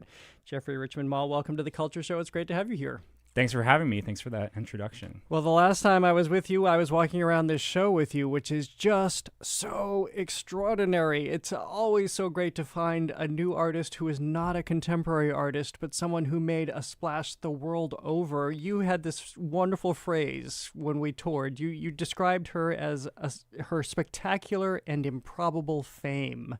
How does that describe what she did? Well, Edmonia Lewis was born in 1844, and as you just said, I mean, she had this improbable story of really sort of time after time overcoming.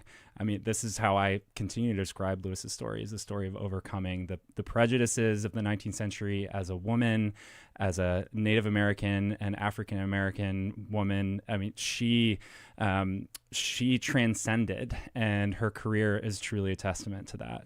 Well, she had these horrible experiences in college in New York, but then it's Frederick Douglass who helps her. I mean, this is why this makes such an extraordinary story, too. What role did Frederick Douglass play in her really coming to find herself as an artist? Well, Edmonia Lewis eventually finds her way to Oberlin College in Ohio in 1859 and has a pretty traumatic experience at Oberlin. And in 1863, around the time that Lewis is ultimately prevented by the college from graduating, she meets Douglass, and he sees the promise of her art and of her impact on American culture, and he says, "Seek the East." Those are his words, and this is why she ends up in Boston. And Douglass's imprint, I think, is throughout her career, her use of photography. Douglass as a master of his own representation, the most photographed man in the 19th century. Lewis took multiple pages out of Douglass's book, but he really set her up for this future of success in 1863. Well, we'll get to Rome in a bit, but what did she do here in Boston? What was her community? What was she making? What did she create for herself here in this city? Well, Lewis arrives in Boston in part to learn the craft of sculpture. She studies with a man named Edward Brackett, who made a famous portrait of John Brown, from studies in the jail cell in West Virginia, where Brown was on death row after this failed raid on Harper's Ferry. And this abolitionist community really embraces Lewis. But for us, what was important was to really draw out a wider community of Lewis's in Boston, who were fellow African-American culture makers, activists, and entrepreneurs. And these are the connections that she builds to really debut on a public stage as an artist, and making sculptures of members of the Massachusetts 54th Regiment, the first all-black regiment in the Union Army, Robert Gould Shaw, the great war hero, and these are works that she was convinced she needed to make, even when patrons said, "This is not for you." She she insisted that she could always and would always bring her vision into being. How would you describe, and this is a major show at the Peabody Essex Museum, gallery after gallery, not overwhelming, I don't mean to suggest that, but just you see the wide breadth of her work. How would you describe what her language in sculpture was? Well, she, as you said earlier, is working in this neoclassical style, which is a style incredibly popular at the time that is a revival of a classical tradition of sculpture making, often using white marble, the ideal human form. Again, the ancient Rome, the Renaissance, these are the sort of artists and precedents that Lewis and others were looking to. And it was understood to be sort of the highest form of culture. So it shows Lewis's aspirations that, I'm not just going to make sculpture. I'm going to make the most ideal form of sculpture. And in part, her bread and butter, like most artists, are portraits. And she makes portraits of John Brown, Charles Sumner, Abraham Lincoln. But then, her greatest work is from that period is a work called Forever Free, which is really the first depiction of emancipation by an African-American artist. But she does it in the language of neoclassical sculpture to say, here's history that's happening in real time, this momentous occasion of freedom for African-Americans in this country that needs to be memorialized in white marble like the great classical sculptures of ancient history. And then how did she also bring in her indigenous roots and that craft and tradition? Well, when she moves on to Rome and, the Civil War is over, it's 1865-66, she's looking for a new series of work. And Henry Wadsworth Longfellow, the poet, is incredibly popular at this time in Europe and the U.S. It's probably no coincidence that he was a local, Boston, Cambridge figure. Her patrons there were looking for more things to acquire from Lewis, right? So she looks to Longfellow and his Song of Hiawatha, which is a poem about a Dakota woman and an Ojibwe man, Minnehaha and Hiawatha, and they're sort of coming together of those two protagonists in Longfellow's story. And that provides her a way to kind of look to pop culture. I mean, Longfellow was a celebrity. His face was on, everything from porcelain jugs to, popular newspapers. And she says, well, that, here's where I can make my mark. The Harry Styles of his day, basically. Yeah, basically, with a beard, but a bigger beard. But Longfellow's the thing that she says, here's something that's marketable. And she's right about that, as we find out. But it's also a story about this sort of imagination in the United States of Native peoples that she can intervene in and say, here's my vision of Native community. Here's a community and culture that I honor in my own particular way, because she's orphaned as a child and her maternal family, who are indigenous, raise her. And she always, at the end of her life, points back to that childhood and the creative vision her maternal family instilled in her as why she became an artist. I'm speaking with curator Jeffrey Richmond Mall. We're talking about Edmonia Lewis, Said in Stone, which is on view at the Peabody Essex Museum through June 7th. I want to talk to you again about, as I mentioned, we talked about this in the gallery, about what she did in Rome. You've already articulated that this is a woman who has conviction. She knows exactly what she wants to do, how she wants to say it, and how she wants to do it.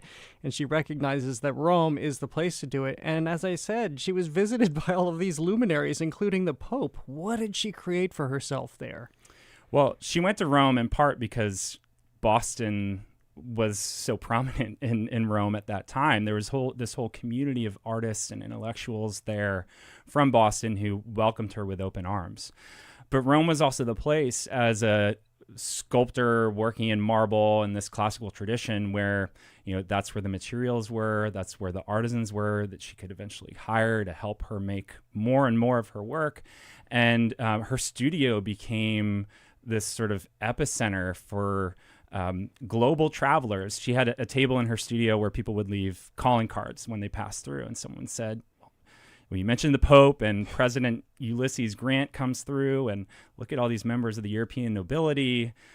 Someone said there's fewer Americans than anybody else. So this was an international community that she really entered into and fostered in the space where she was making her work. I don't want to spend too much time talking about how she faded into obscurity, but I do want to understand more about your efforts to, this was a years-long process, you and your co-curator, to do this show. How was it to go on this hunt for her work when so much of it was lost to history? Well, I think one of the things we realized as we were working on the show, I started working on it in 2019, so 7 years in the making for me, was part of the reason why we weren't finding Edmonia Lewis is because sometimes we weren't asking the right questions. We weren't looking in the right places. And some of her works had been hiding in plain sight. I mentioned Robert Gould Shaw in the Massachusetts 54th. Her first portrait of Shaw in plaster was thought to have been lost. And we found it a couple of years ago in the Massachusetts National Guards collection in Concord, where you never would have thought Edmonia Lewis would be. So there are more missing Edmonia Lewis sculptures for sure. I mentioned Charles Sumner and the many portraits she made of him. Who knows where they are? People in the Boston area who might have one, let us know.